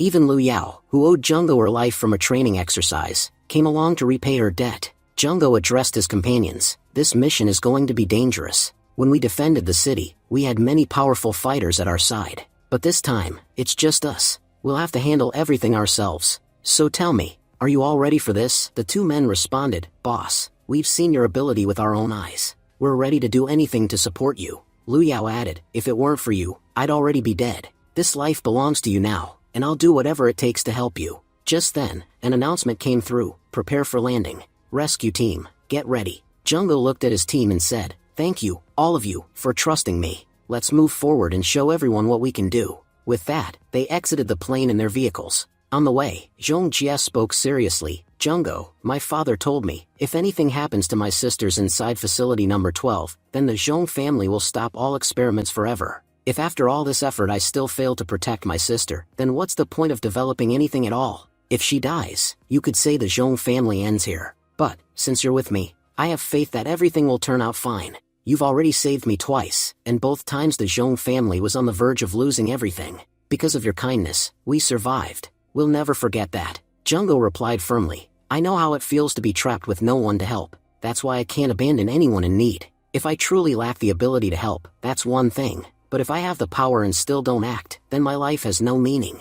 Don't worry, Zhongji. Everything will be fine. Soon, they reached facility number 12, only to find it completely destroyed. Jungo muttered, looks like the attack here was just as deadly as the one on our city. Did we arrive too late? Suddenly, a faint voice came from beneath the rubble. When they removed the stones, they found an injured scientist. Zhongji rushed forward. Don't worry, I'm here to help you. But Jungo quickly noticed something was wrong. It was a trap. The scientist was no human at all but a monster disguised in human form. It suddenly grabbed Zhongji's hand. Shocked, Zhongji thought, what? A monster? It's been waiting here for us. The wounded man groaned, kill me. I can't endure this pain anymore. Zhongji panicked. What do I do? It's holding my hand. Without this hand, I can't fight back. But Jungo rushed in and freed him. Unfortunately, since the monster was made of water, Jungo's attacks had no effect. Jungo demanded, System, what's its weakness? The system responded, this is a water-based monster. Physical attacks won't work. The only way to kill it is by destroying its crystal. Jungo shouted to Zhongji, physical attacks are useless. We need to destroy its crystal. Zhongji yelled back, got it. I'll try. He unleashed his ice punch, freezing the entire monster and shattering its crystal into two pieces. Tears filled his eyes as he said, this was one of our Zhong family's new scientists. He had only been promoted and sent here last week, and now look at what has happened within just a week. Jungo spoke grimly, Zhongji, life inside the city and life out here are completely different. I used to be part of a rescue squad. Each time 10 people would go out to carry supplies, but only 5 would return alive. This is the era of the apocalypse. Death is common here. We can't let it break us. At that moment, Lu Yao reported, Captain, I've scanned the area completely. There's no sign of any survivors. We even sent multiple signals but received no response. If no one is alive here, what's the point in staying? Zhongji interrupted, this building on the surface is just for show. The real facility is underground, with far stronger security. It's highly likely my sister and the others are trapped down there. Just then, a swarm of water monsters emerged from the underground facility, charging toward them. Zhongji rushed ahead to fight, launching continuous ice attacks, but they barely had any effect. Worse, his mechanical arm was severely damaged. He cried out in despair, "It's destroyed. What do we do now?" The monsters quickly surrounded the group. Lu Yao unleashed her electric powers, but since the monsters were made of water, the attacks had no effect. Panicked, the others shouted, "What do we do? None of our attacks work." Jungo pushed the others to safety, but in the chaos, Zhongji was left trapped alone, surrounded by the monsters. Zhongji said, "I'm useless. I couldn't protect my family, nor my sister. If I can't protect anyone, then what's the point of being alive? If I have nothing left to protect, then it's better to die." Just then, he heard his sister's voice. She said, "Zhongji, can you hear me?" Overjoyed, Zhongji thought, that was my sister's voice. Looking at the machine, he shouted, "Sister, is that really you?" The scene shifted, showing Zhongji's sister, who was observing everything from inside her chamber. She said, "Listen carefully to me. No matter what, we have to find a way to distract these monsters." Jungo thought to himself, these water monsters aren't as weak as they look. Even massive lava strikes couldn't scratch my armor, yet these creatures have managed to burn it slightly. That means I'll have to be extremely careful when fighting them. Meanwhile, Zhongji, while running, called out, "Everyone, follow me. I know how to deal with them." As they ran, he kept shouting, "Hurry up. Make sure these water monsters don't follow us." Soon, they reached a large gate. Zhongji yelled, "Quickly, everyone get inside. Once we're in, they won't be able to harm us." The team rushed in, and the gate closed just in time, blocking the monsters from entering. Breathing heavily, Jungo asked, "All right, we're in, but what do we do now?" Suddenly, Zhongyi appeared on a nearby screen and said, "I'll tell you exactly what needs to be done." Overwhelmed with relief, Zhongji exclaimed, "Sister, seeing you safe makes me so happy. Honestly, I thought I was too late, but now that I see everything's fine, I feel so much better." Zhongyi replied, "I actually have some good news. The crystal we've been working on for years is finally complete, a crystal that can continuously grow." Jungo interrupted, "Sorry to cut in, but what exactly are you talking about? I don't understand. Can you explain in simpler words?" Zhongyi smiled faintly and said, "Forgive me. I was so happy to see my brother that I forgot to explain. Let me start from the beginning. When the rift near our city opened, countless monsters poured in. We didn't even get the chance to escape, and ever since, they've been attacking us. The only good thing is that the facility's security system is strong, so they haven't reached us yet. We were researching one of these monsters, and perhaps it's the very one that summoned the others here." Shocked, Liao said, "Wait, you're researching live monsters? I've never seen anything like that in my life." Zhongyi explained, "Awakeners struggle to grow stronger because they can only gain power by killing powerful monsters and absorbing their energy. This limits their potential. That's why we started researching these water monsters.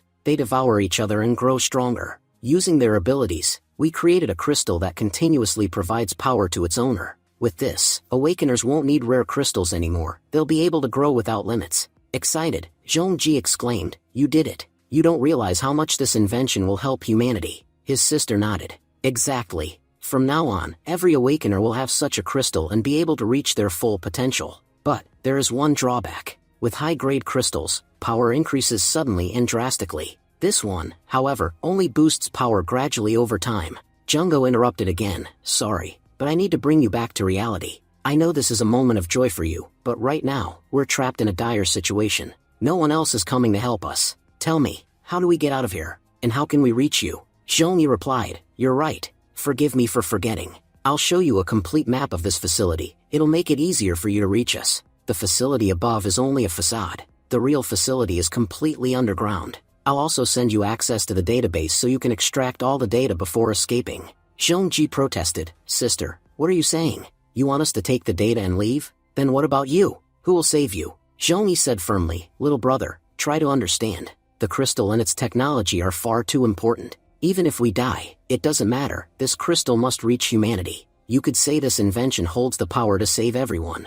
Compared to that, our lives are insignificant." Jungo shouted, "No, your lives do matter. Don't think we'll just take the technology and abandon you here to die. Believe me, that will never happen. We'll create a better plan, one that saves as many lives as possible. That's the only option we have." Zhongyi thought to herself, "They're being stubborn. They won't listen to us." Then she explained, "Yes, there's one way out. Each underground level has a rail system built into it. Originally, it was designed to transport supplies, and so far the monsters haven't reached it. If we can somehow make it there, we can escape." But there's a problem, the central control room has been destroyed. Because of that, the rails no longer have power. We'll need to go to the surface, restore the power, and somehow open the main gate. The biggest issue is that opening the main gate will create a massive amount of noise, and you all know these monsters are attracted to sound. Whoever opens that gate has no chance of survival. They will surely die. That's why I'm saying this mission is extremely dangerous and almost impossible. So, leave us behind, take the technology and escape while you still can.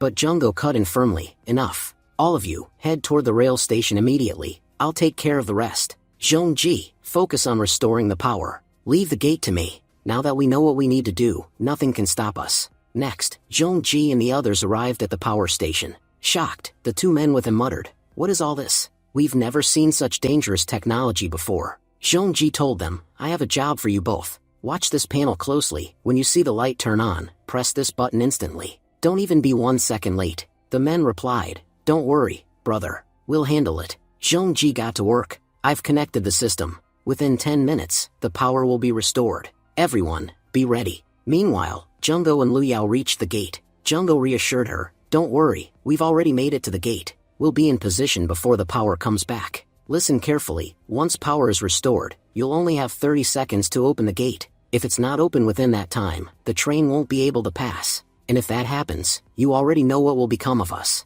Back at headquarters, we saw people rushing around, collecting supplies. Their leader shouted, "Don't leave anything behind. Every copy, every recording, bring it all. This is humanity's greatest research. We'll do whatever it takes to protect it." The man with glasses reported, "Director, we've loaded all the wounded onto the train, and we've secured the entire research archive as well. If you give the order, we're ready to leave." Zhongyi announced, "Zhongji, we're ready too. Everyone, move quickly. Get on the train now, and don't leave a single thing behind." One by one, everyone boarded. Zhongji called out, "You have 80 to 100 seconds left. Is everyone aboard? The train is about to move." At the gate, Jungo prepared himself. "I'm ready to open it." Then, 3, 2, 1, the power was restored. Overjoyed, Zhongyi exclaimed, "Finally, the power is back. My brother, Zhongji, you did an amazing job." But at that moment, a scientist noticed something terrifying, water monsters advancing toward them. He shouted, "We have to hurry.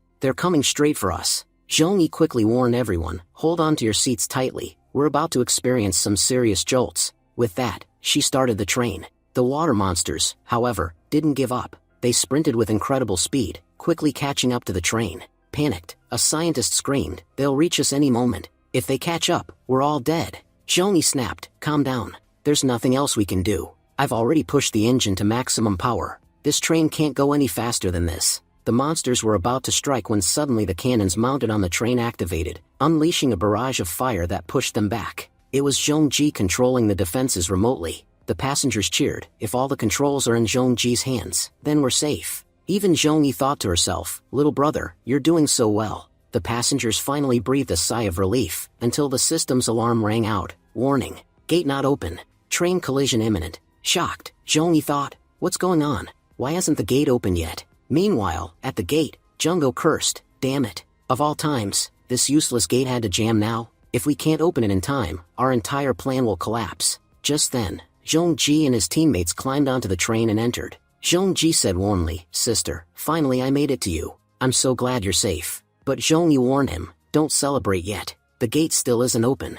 Luyao examined it. "The hydraulics are completely broken. That's why it's stuck." Zhongji declared, "We don't have much time. If this gate doesn't open, we'll have to abandon the train." But Zhongyi shook her head. "No, going outside is suicide. The moment we step out, the monsters will swarm us. Whether we stay in the train or go out, death is certain. Our only chance of survival depends on that gate. If it opens, we live. If not, we all die." We then saw Jungo using his ape arms to push against the gate, but no matter how much power he exerted, the gate wouldn't budge. Luyao spoke up, "Zhongji, Captain Jungo has come up with a new plan. He says he'll force this gate open with sheer strength." A scientist was stunned. "What? Push it open? That's impossible. This gate was built to withstand 10 tons of pressure. It was specifically designed so that not even the strongest monsters could break through. A human forcing it open with brute strength is unthinkable. No human alive could accomplish such a feat." Jungo thought to himself, "I've already activated my ape arms, and even with that,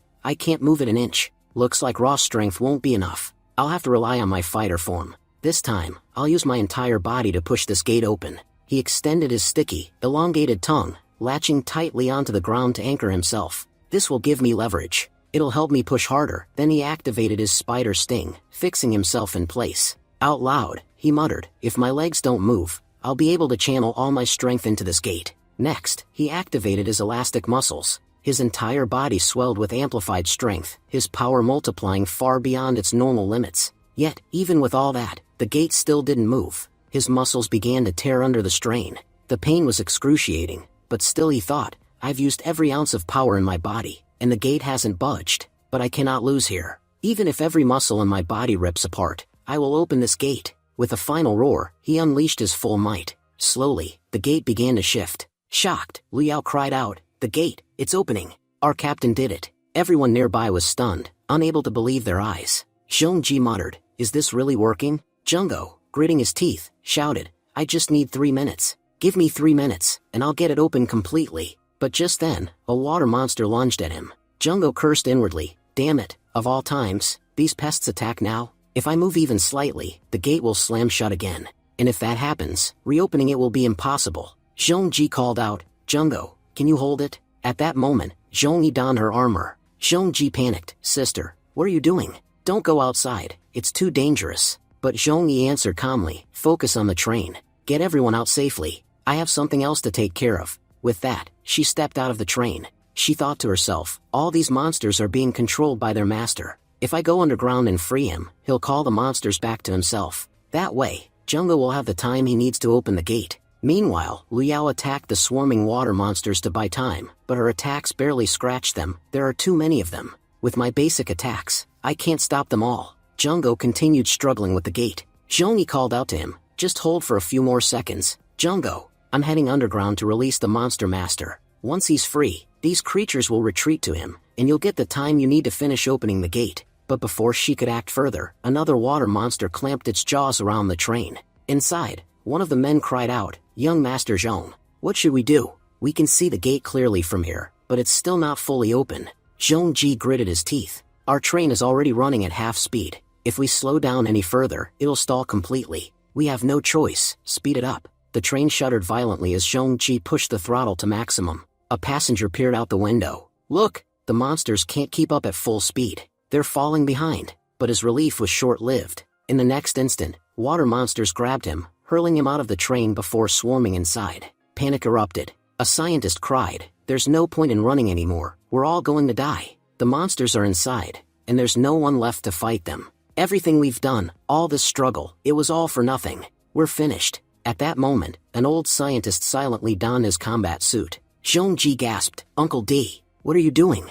Uncle D looked at the younger ones and said gravely, everyone here is young. The future belongs to you. Whether I live or die doesn't matter, but your survival is what's important. My children, always choose the right path, and one day, destroy these monsters completely. With that, he leapt from the train, dragging the monsters with him. Activating the self-destruct system on his suit, he detonated, killing himself and the creatures in a blinding explosion. Tears welled in Zhongji's eyes. Uncle D, we will never forget you. You sacrificed everything for us. Meanwhile, Liao and Jungo were still locked in a desperate struggle, overwhelmed by the unending swarm. Zhongji whispered in despair, is this truly the end for all of us? Just then, a deafening roar shook the entire main building. Everyone covered their ears as the sound pierced the air. A man shouted, what is happening? Zhongji's eyes widened. It must be my sister. She's done it. The water monsters, they're all heading toward the main building now. And with that, the episode ended. What happens next will be revealed in the next episode. Thank you for watching and stay tuned.